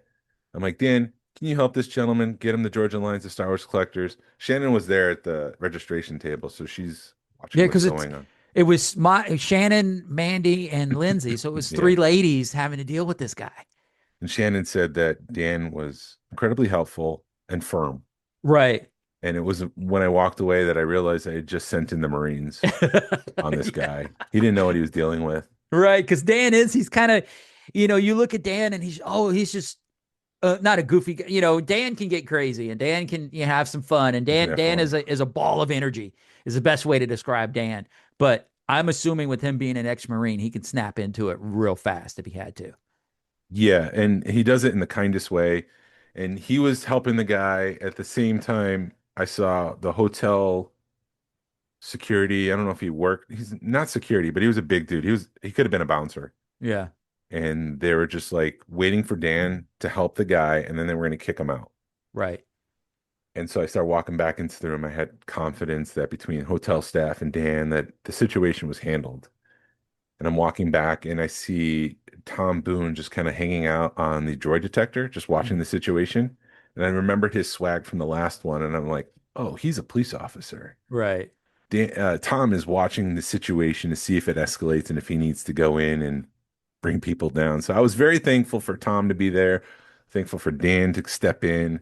So we had a police officer, a DC police officer, and a Marine there to help us. So it was not a problem. They quickly walked away and the situation was over. Shannon was really upset because at one point the guy was like, these kids have come from a bad home and I'm there for them. And she's like, you're drunk and you're the chaperone. What are you doing? She wanted to report him. Well, so there was a bunch of baseball players there for a tournament or something in the hotel with us.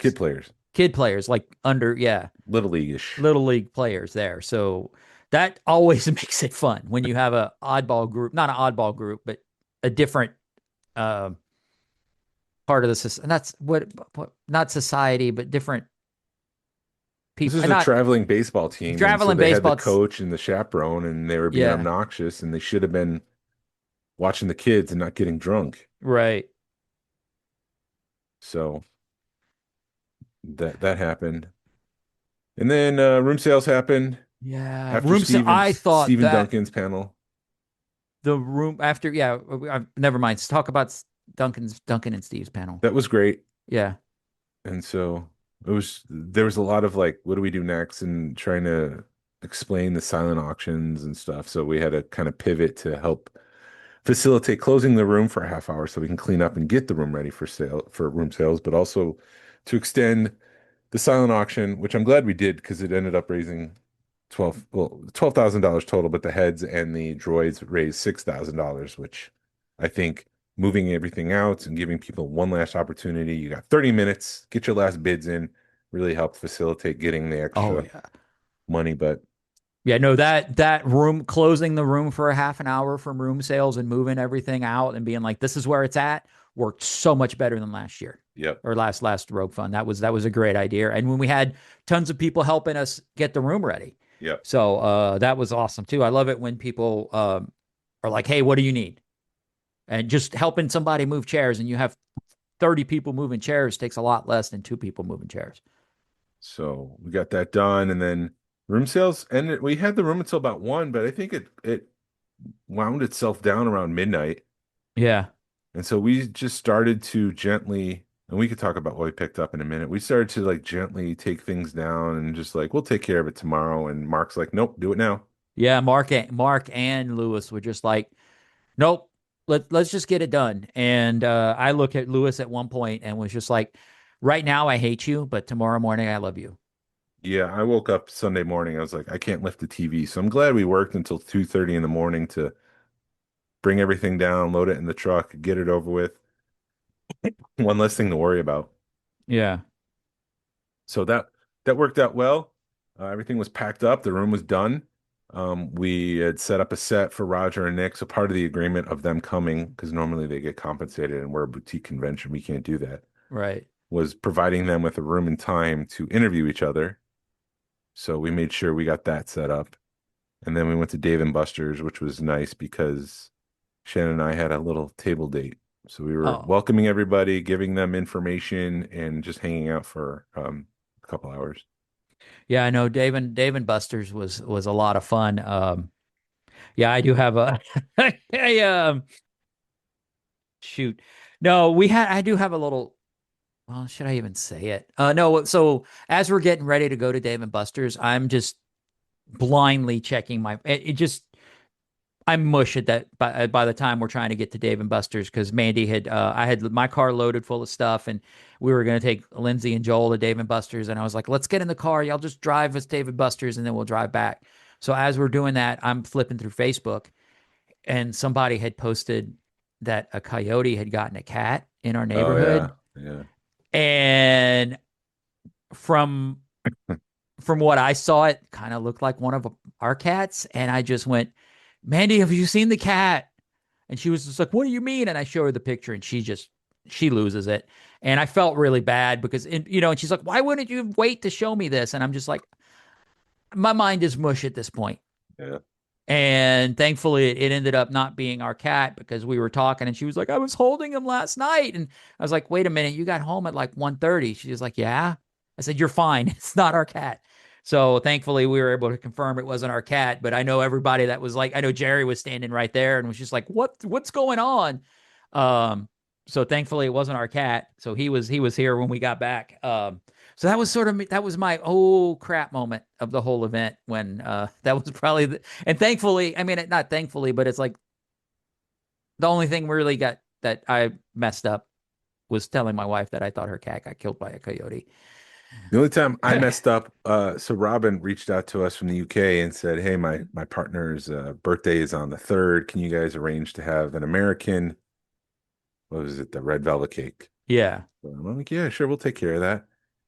And so I think it was either before, it was daytime. I think it was before the Center of Puppetry Arts. He came up to me. He's like, hey, I love his voice. Hey, is the thing taking care of you? Yes. That's my Robin voice. I love the way he talks. And so I'm like, yeah, we got the cake for, I'm like, oh, wait, I see David's like right over his shoulder. Uh-huh. And I'm afraid he might have heard me. Mm-hmm. So I had to quickly like pivot, and I was like, we've done the thing. And he's like, yeah. Like we were just goofing around for a minute. And so he's like, how much do I owe you? I'm like, you came from the UK. We've got this covered. Don't worry about the cake. It's fine. So that was my only faux pas, was not realizing that his partner was right there. Right. And I might have spoiled the surprise before the surprise. I don't think it was. No, yeah, because he had come up to me a couple of times and was just like, we're good. I'm like, yes, we're good. David did. Or Robin did. Buster's. I missed his speech at Dave & Buster's.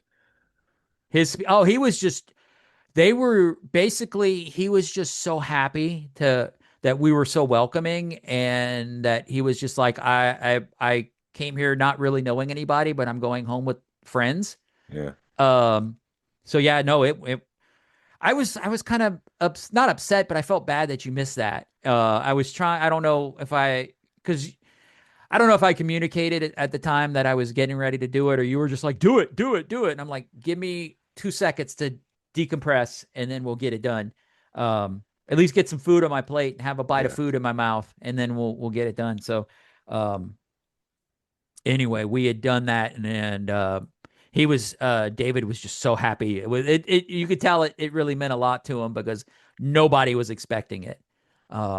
It's the same way. And I just did it both. And when I did Tony's birthday cake and I was fortunate enough to get to do those. And it was just like, we have a birthday. And then of course, David was just like tears, just so happy that we thought of him. And yeah, everybody was ecstatic. Everybody was hanging out Saturday night, 2:30 in the morning. We had just finished loading the truck and I literally started feeling dizzy. Yeah. It was just exhaustion. So I had to go to bed. And then Sunday, we had the room until about 1. So it was about noon. I had some food in my stomach and I was starting to feel dizzy again. And I was like, I just need to go home and rest and crash. Yeah. So I did my rounds. I said goodbye to everyone thinking that this was it. This was goodbye. And I realized that Nick and Roger, we needed to take down the backdrop and see if they're okay. So I get to the hotel to check in on them and they're like, yeah, we're just hungry. I'm like, oh, it's not over yet. I was like, if you guys want lunch, I'd be more than happy to take you. Yeah. And they're like, yeah, that'd be great. Something light. We'll do it at whatever, 2:15 or whatever. And so we hung out for a little bit, took down the backdrop. And then Shannon and I, and David Quinn just happened to be there in the lobby. I was like, do you want to go with us to lunch? And I was expecting to let Nick and Roger, hang out one last time because they hadn't seen each other in a long time and they're about to go separate ways again. Who knows if they'll have the opportunity to connect again. Mm-hmm. And so maybe that David, Shannon, and I can eat lunch and kind of hang up while they ate lunch and catched up. Right. Caught up. Then we get to Mellow Mushroom, which was whatever they decided. And I was like, do you guys want to hang out together and catch up one last time? Or do you want to eat as a group? And they're like, no, let's eat as a group. I'm like, I don't have the energy to be an extrovert. But we did it. We sat down as one big group. They ordered their food. I did not want to ask them Star Wars questions. I wanted to ask them other questions because it was a weekend of Star Wars stuff.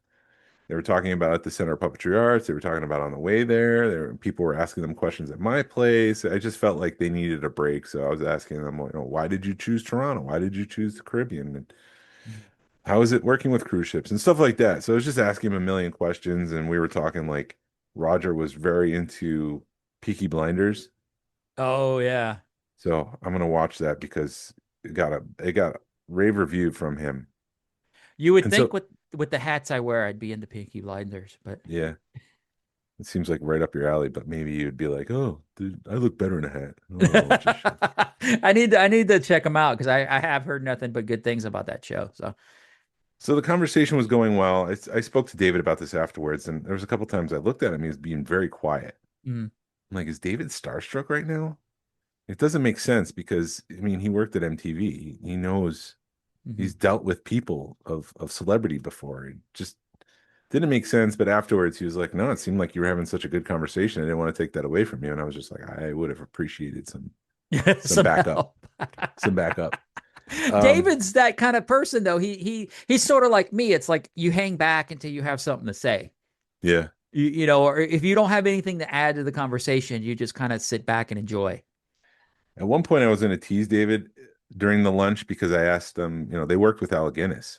Oh. And how many times are you at a dinner table asking someone, so what was it like to work with Alec Guinness? And that was the attraction to them, was working with Alec Guinness in Star Wars because Mark Hamill, Harrison Ford, Carrie Fisher, George Lucas, these were not names. Right. Alec Guinness was the name. So to be in the cantina with Alec Guinness was like, that was the thing for them. Yeah. That was the thing that really blew their minds. And so I asked Roger at some point, what did you think about Ewan McGregor because he worked in episode 1. So he worked with both Obi-Wans. Oh, wow. And I was like, what did you think of Ewan McGregor as Obi-Wan Kenobi? And And so he went into it and he was like, it was a different kind of Obi-Wan. You know, you can't really replace Alec Guinness. That's a tall order. Mm. But it's a different kind of younger Obi-Wan. So it worked. And then I said something like, you worked with the two best Obi-Wans. And I kind of looked at David Quinn and wanted to be like, that's all that matters, because I know how much he loves the Clone Wars and James Arnold Taylor's version of Obi-Wan Kenobi. Right. But I didn't really go there. I didn't press it. But I looked at him kind of like, the only two that matter kind of thing. Just pressing the button. Yeah.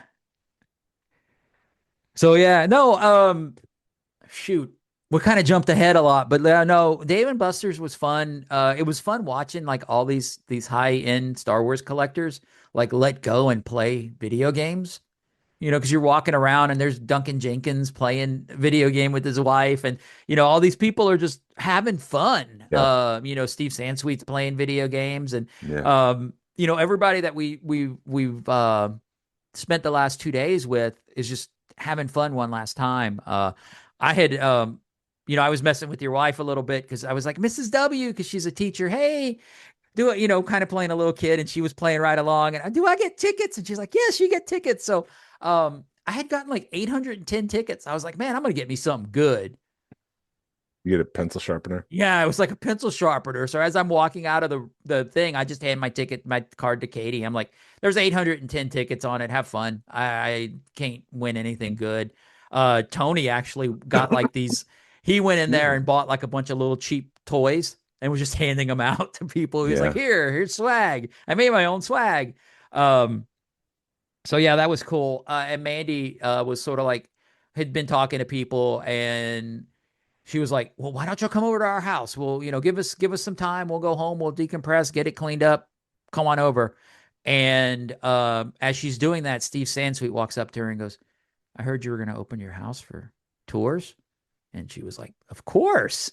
So it ended up that everybody we invited ended up going to dinner, so they didn't make it. But it was cool because we had Steve Sansweet, Billy Galaxy, and David Quinn chilling at our house. It's Don't like, forget about me and Rich. and you showed up. You and Shannon who cares showed up. about those guys? The Yeah, authors it's just of an Jason. I was surprised book. you guys were able to make, not surprised, but I was glad because I thought you guys were toast. I was toast, and I was ready to call it quits.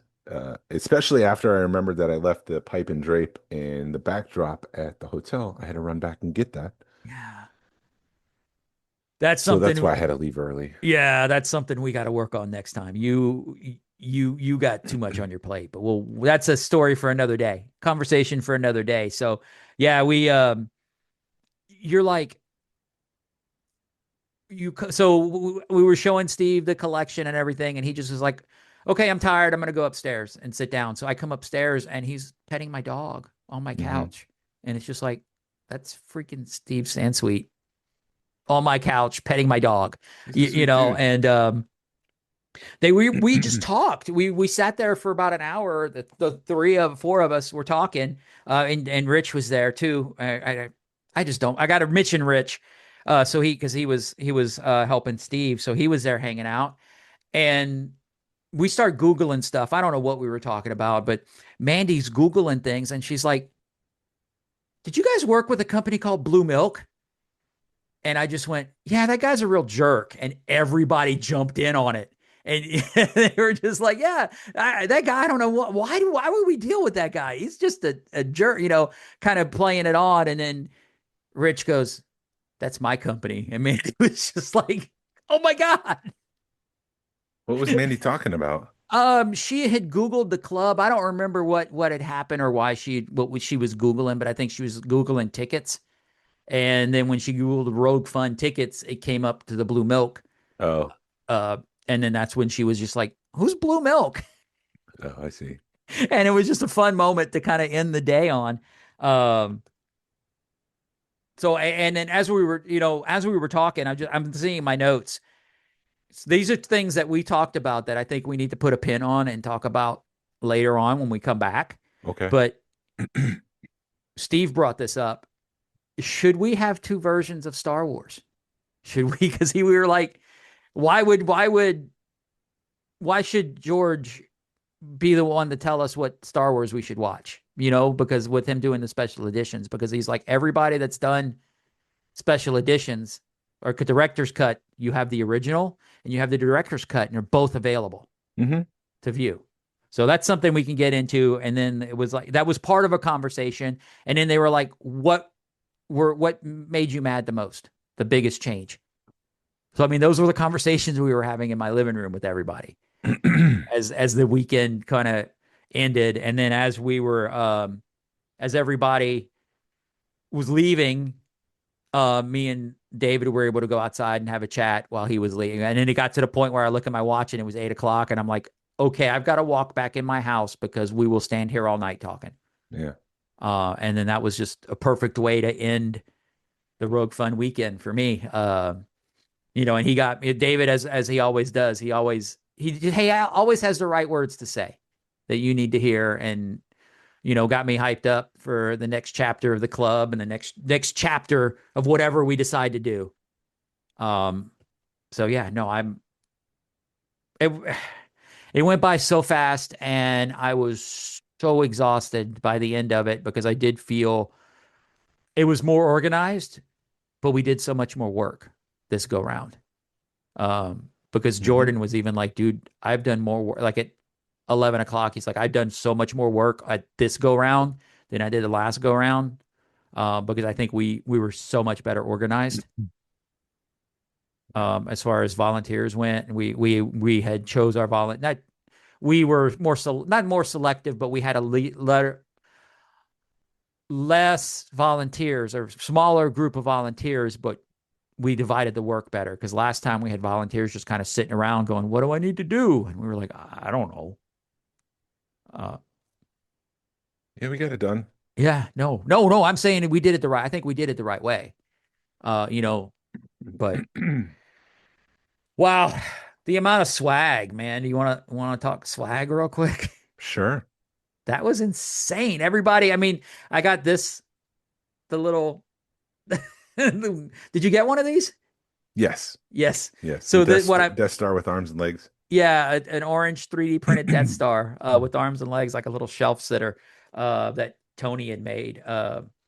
She always puts out good swag. She's like, I just thought about this too late. She only brought like 10 of them or 20 of them, very, very limited number of swag pieces. Yeah. So, and then your book, that book you made was Tales of Scum and Villainy, which has all been claimed at this point. I haven't got into it yet because I'm reading Project Hail Mary, and that book is just, has got me such a good book. So I'm just like drawn to that book every night, but I need to read it. Yeah. And I thought the only thing you did wrong is you should have done a chase. Like when you get all the authors signed, you should have been like, here's a bookmark or something. But you had so much stuff on your plate that, you know what I mean? Or somebody should have thought of it. But I think that was the only ball. We did. We just ran out of time. Like I was putting this thing together in March. Yeah. For an event that was happening at the end of April. There was very little time, and it's amazing that the book even got done. Right. So that was awesome. And then is it Charmaine? Is that their name? Did the Death Star Carlene. I had to see right. Yes. She did a framed Death Star plan. I guess they were 3D printed or something, but they light up, and she had like a cart full of them. Just here you go. Yeah. And the swag was on it. Swag was on point this year. I had an issue Monday on May 4th. I was dead all day May 4th. I forgot that I had tickets to go see that early screening of Mando and Grogu. They were doing like the advanced screening of like the first 20 minutes or something like that. I completely forgot that I even had tickets for that. So that's the kind of Monday I had, but I forgot where I put all my swag on Thursday. People were handing me things and I was putting it in a safe space, but I could not remember for the life of me where it was. And I finally clicked after about an hour of searching where this stuff was. And where what was it? But you found it? It was in my garage. It's on I had a old bookshelf that my daughter's going to take to her new apartment, but in the top there's like a little, for lack of a better term, a bowl where you can things kind of sink into the top of it. It's not like a flat top. It's the top is down against the side of it. Mm-hmm.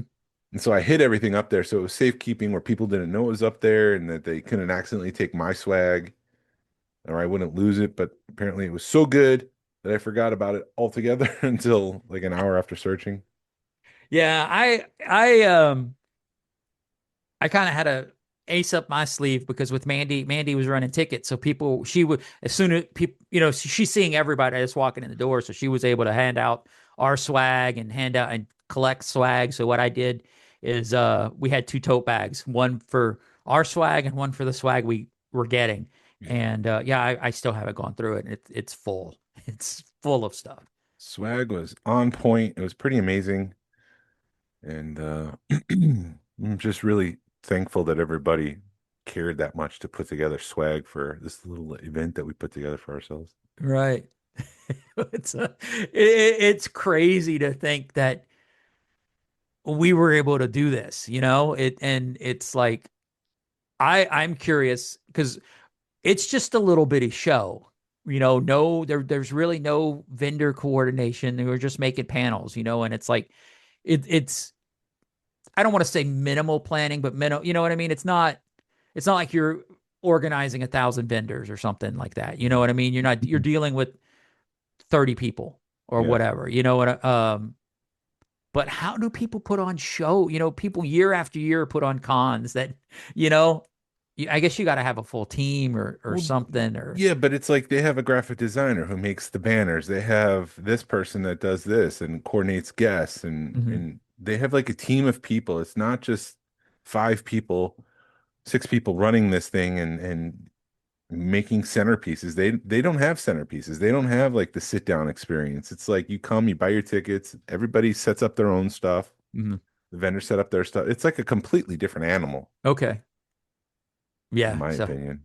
Well, like it definitely, it makes you appreciate the work that goes into stuff like this a lot more. And so at the start of this, I said, we're not complaining. Right. We're just letting people know what was going on during the event. I just wanted to highlight that at the end of the night, the Blue Milk table had Rich printed this thing out and it didn't turn out the way he wanted. Mm-hmm. So he didn't really have it on display, but it is the cover for the Vintage Collection Archive Edition, Volume 2.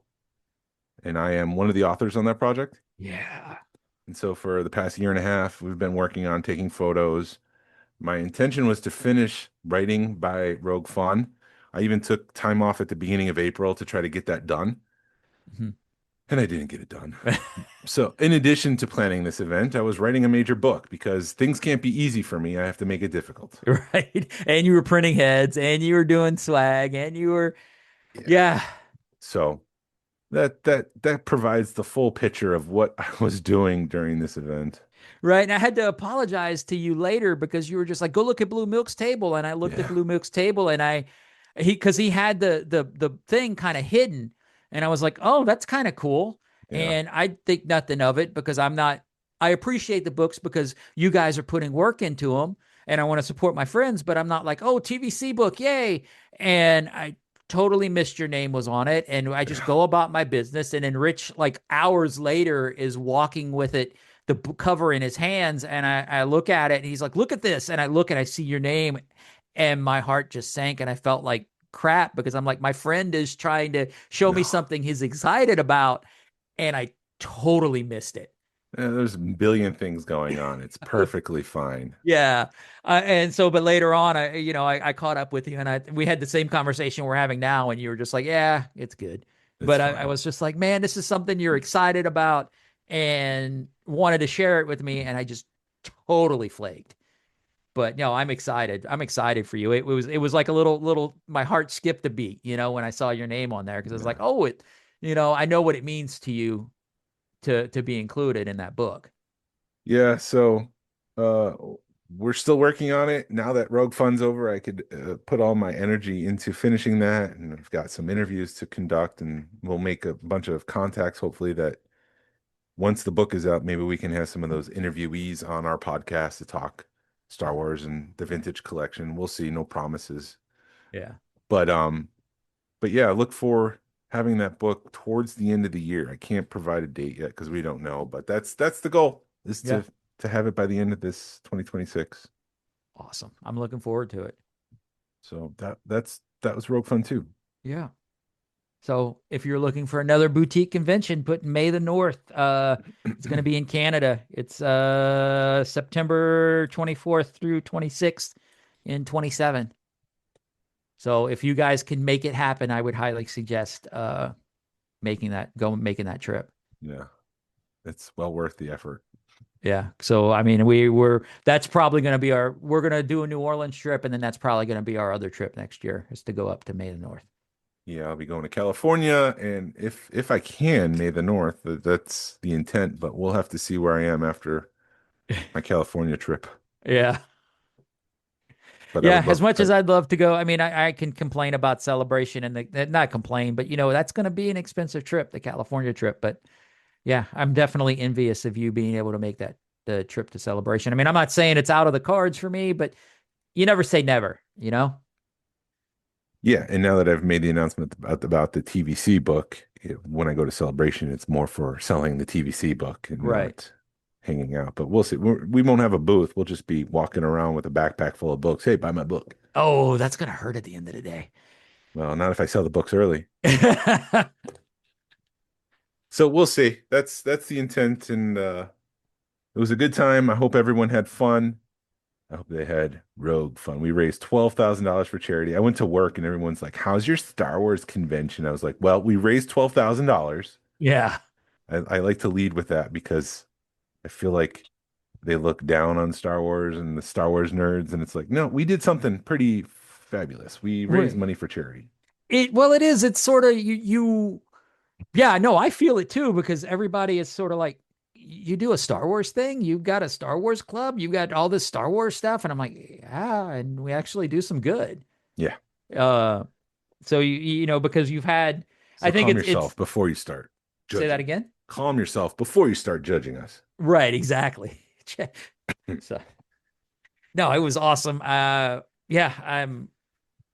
I love it. I mean, I love hanging out with our friends. It's fun hanging out with our friends and doing something fun and seeing people some of these people I hadn't seen in a year and a half since actually longer, since Celebration. Or actually, no, the trip in since our last big trip. But yeah. But with that, I would like to highly recommend that if you did not get a copy of Tales of Scum and Villainy, to go over to David Quinn's Prototypes in Production podcast, because all of the authors recorded their story. So you can hear it in their voice, sometimes in their own different voices, like Bonda Baba and Dr. Evazan, which I had to be careful because for some reason I kept slipping into some sort of Hispanic accent, which was not the intent. So I had to re-record some lines. And Sean Moynihan does this perfect impression of B. Arthur as Ackmena. Oh, awesome. There's you wouldn't in modern Lucasfilm lore get a story about Jenny Ackmena or the Hammerhead story that Adam Throne told. So I highly recommend going over there to listen. If you want more Rogue Fun stuff, I'm sure David's working on his episodes for the day by day of all that fun stuff. And we'll be back in a month to talk Maul, Shadow Lord. We'll talk Mandalorian and Grogu. We'll make dedicated episodes to that and hopefully have some more friends on and talk with our collecting friends, so there's not just us yapping. I'd really like to get more people on the show and to learn more about them and their history and stuff. And now that we've made more connections, maybe we can have people outside of our normal friend zone, I guess, to have on and talk Star Wars. And yeah, I know that if you guys are interested, shoot us an email. Jason will say it here in a minute. Yeah, because that's how we met Lori. It was great. Yeah. I was very thankful. That's the other thing. I was running around doing 12 million things. I didn't really have much time with Lori, but there was a couple times where I looked over and you were sitting at his table. You were talking to him for a while. I was like, okay, thankfully Glenn's able to give him some attention. Yeah, no, whenever I could include him, I was trying to include him. That was another thing. I forgot to mention, there was 3 or 4 people that came to that event because of this show. So that was kind of eye-opening, or that was kind of cool to hear.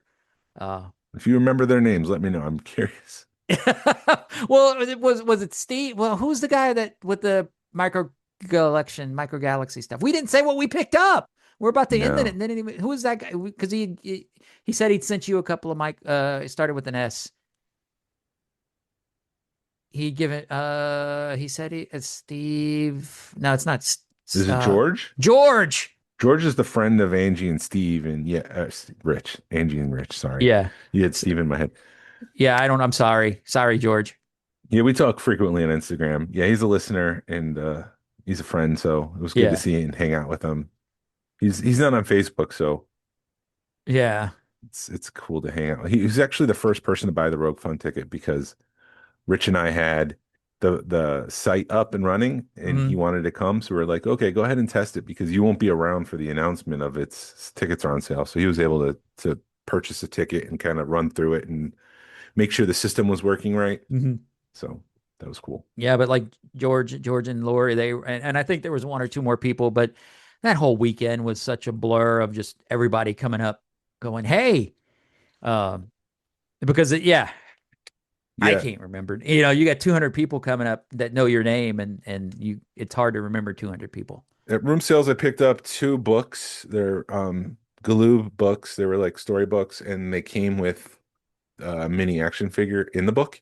Nice. So it's like a book you can read and then play with your little action figure. So it came with a Falcon and an X-Wing, I think. And then I also picked up a Rubik's figure of C-3PO with Salacious Crumb on the shoulder. Oh, yeah. So I got that. And then the last thing I picked up were some unused card backs for Action Fleet from the Saga line. One of them doesn't have the Chad punched out, so it still has the little, like it was pressed, but nobody punched it out. So I've got the 4 different versions of that. So nice. that was cool. Yeah, I picked up I finally got my TIE Defender. I got the prototype X-Wing, or not the X-Wing, TIE Fighter. I picked up a new Toy Fair book that had Bill and Ted in it because Mandy had destroyed my other one scanning it for people. Yeah. Because the binding on those just do not hold up after so much time. And then I picked up, as the night's rolling on, somebody walked up to me and goes, do you have this figure? And I was like, he hands me the Galactic Heroes Hera prototype. So I was just like, I have her, but I'm not unproduced, right? Yeah, she's unproduced. Yeah. So I was able to pick up another Hera and another Ezra. So we struck a deal on that. So yeah, it was cool. And then as we're talking, I'm sorry, I'm remembering stuff as we're talking. So when Steve was here, we're just meeting. Of course, David's all like, "What do you have new?" And I'm like, "Oh man, I don't know." So I pull out. I remember that I got in a paint sample Wampa, and then I also pulled out I was like, "Oh, I've got one for micro collection." So I pulled it out. And I'm like, I believe this is a paint sample, but we really can't tell, because it's in a baggie. And so Steve was looking at it and he's like, yeah, it's got a sheen on it versus the other, a production model. And so we're like, oh, cool. So that's something nobody's ever seen. And then David was like, well, maybe you should pair it up with a production figure. So later in the day, or later that whenever, a couple of days later, I'm going through my, just wandering my room. And I'm like, let me take this. Because I had it in a plastic case, the micro collection one. So I'm glad I took it out of the case, and I'm like, let me just rest it. And as I'm doing that, I'm comparing it to the production figure. The paint sample had paint on the bottom of it, on the bottom of the base, like underneath. The production figure didn't. So it's like that confirms it even more that what it is. So it was just like I said, hanging out with those people and being able to have like a private tour. Because I know they were at your house, but when you only have like 2 people in your collection, it's a lot different than having 100. Yeah. But anyway, sorry. Yeah, that was it was a cool weekend. Awesome weekend. I'm pretty exhausted. It caught up with me, probably midday Monday, because we had talked and you were just like, I was like, oh man, I'm sorry to keep bugging you. And you're just like, dude, I'm in my PJs, and we dealt with what we had to deal with. And then that's it. I haven't done anything all day. And I'm like, well, I had to work all day. No, my next weekend, hopefully I'm doing nothing. Yeah. with Mother's Day activities this weekend, it's like I can't not do nothing. But next weekend I'm doing nothing, and then it's like back to work to the things that I've got to do that I've mentioned earlier in this episode. All right, exactly. Well, I'm gonna go see the because Atlanta Symphony's doing Star Wars and more, so we got tickets to that. So that should be fun. There was two things I wanted to mention. I can't remember what the second one was, but one of the biggest compliments came during the Stephen Duncan panel. Someone asked if the museum would have space to put on an event like this one, the one that they were at. And I just took that as a huge compliment to think that our little event would be worthy of the Saga Museum. Yeah. I'm not saying it is. I'm not endorsing that comment. I just said that I was incredibly appreciative of it because I just thought that was very nice of them to think of the event in that way. Yeah.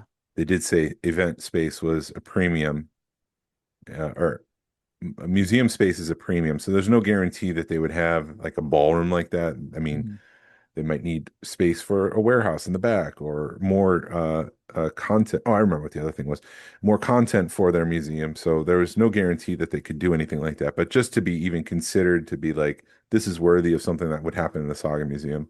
Yeah. Was cool. The other cool thing was at the end of the Puppetry Center, Steve said something like, it's just cool to be in a museum and see that each display is different. So it was just like, I felt like there was a conversation about, do all displays need to be the same or do they need to be different? And I think it was cool for him to go and see that the cases themselves are different and it kind of matches the personality of what is in the frame or in the display.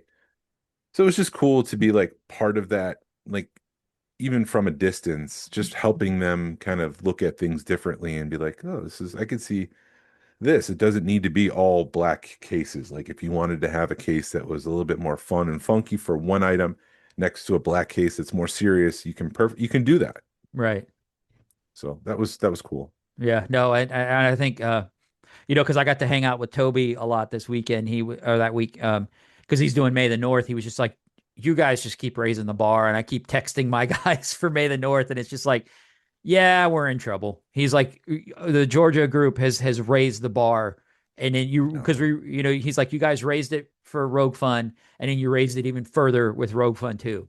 So it's like well, I'm just saying. Each event has its own personality. You don't have to have our personality. You can make it your own without having to replicate everything. So just No, I'm just saying that people they appreciate the hard work, and it's just like it's like like you were saying with the Saga Museum. It's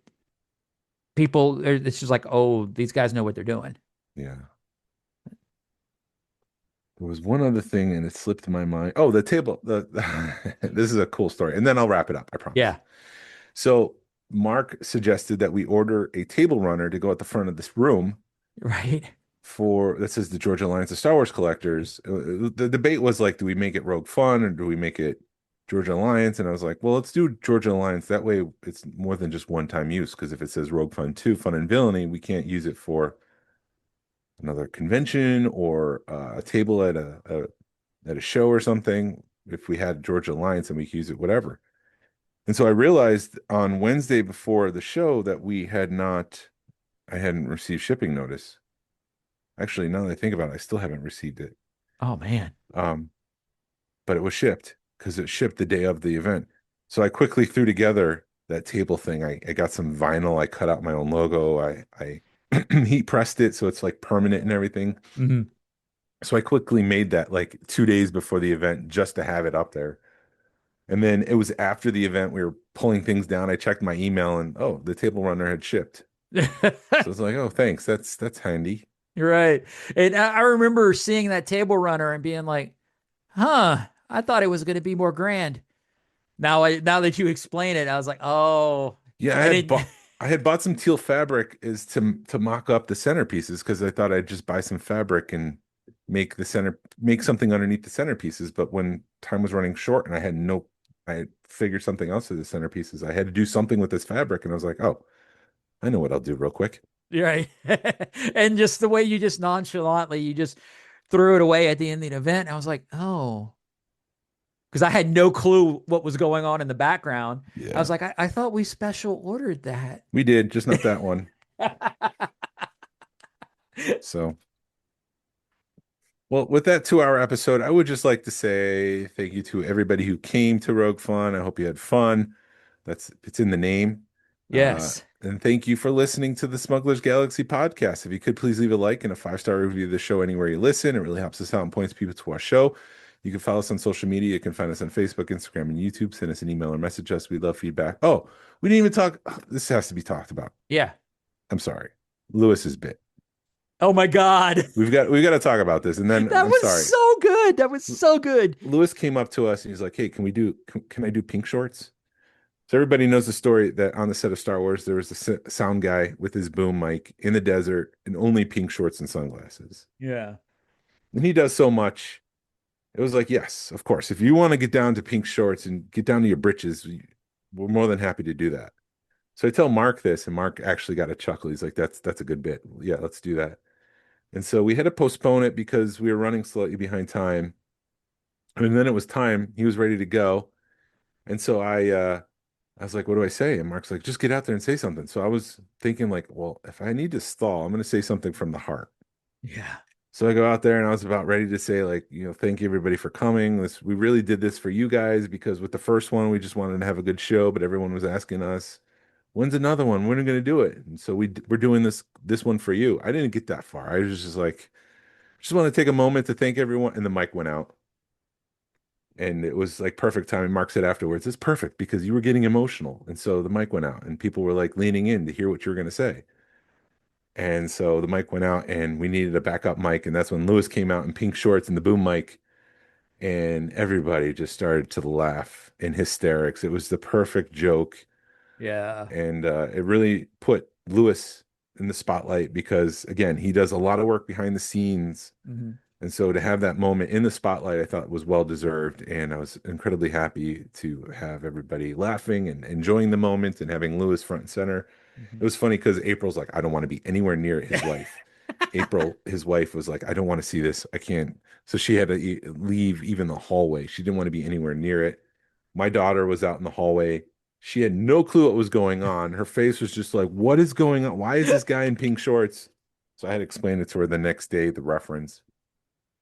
Yeah, no, the pictures we have of Josie and it's looking because she's like, oh my God. Yeah. The reaction shots are awesome. And you did such a good job because I knew the bit was coming. I thought it was a little bit more refined, but you sold it perfect. You even had me fooled because you were throwing it to auction, which I said, huh? Acting. So you were throwing it to me. I was standing on stage getting ready to do the auction and you were getting ready to throw it to me. And as soon as the mic cut out, I was sort of like, oh, it's coming. Yeah.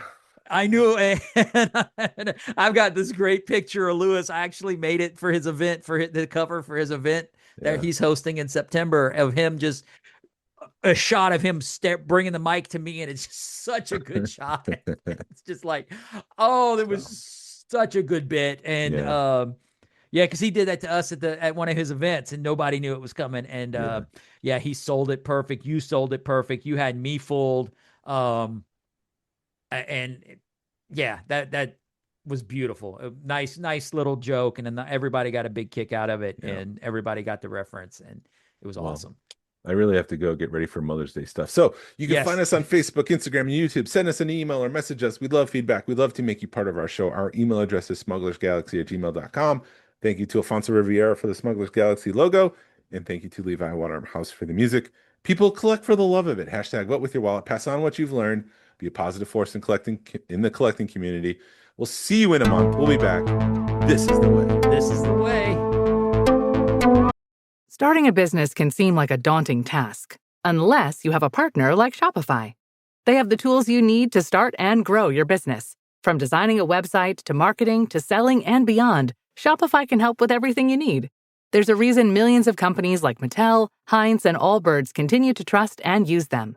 With Shopify on your side, turn your big business idea into... Sign up for your $1 per month trial at shopify.com/special offer.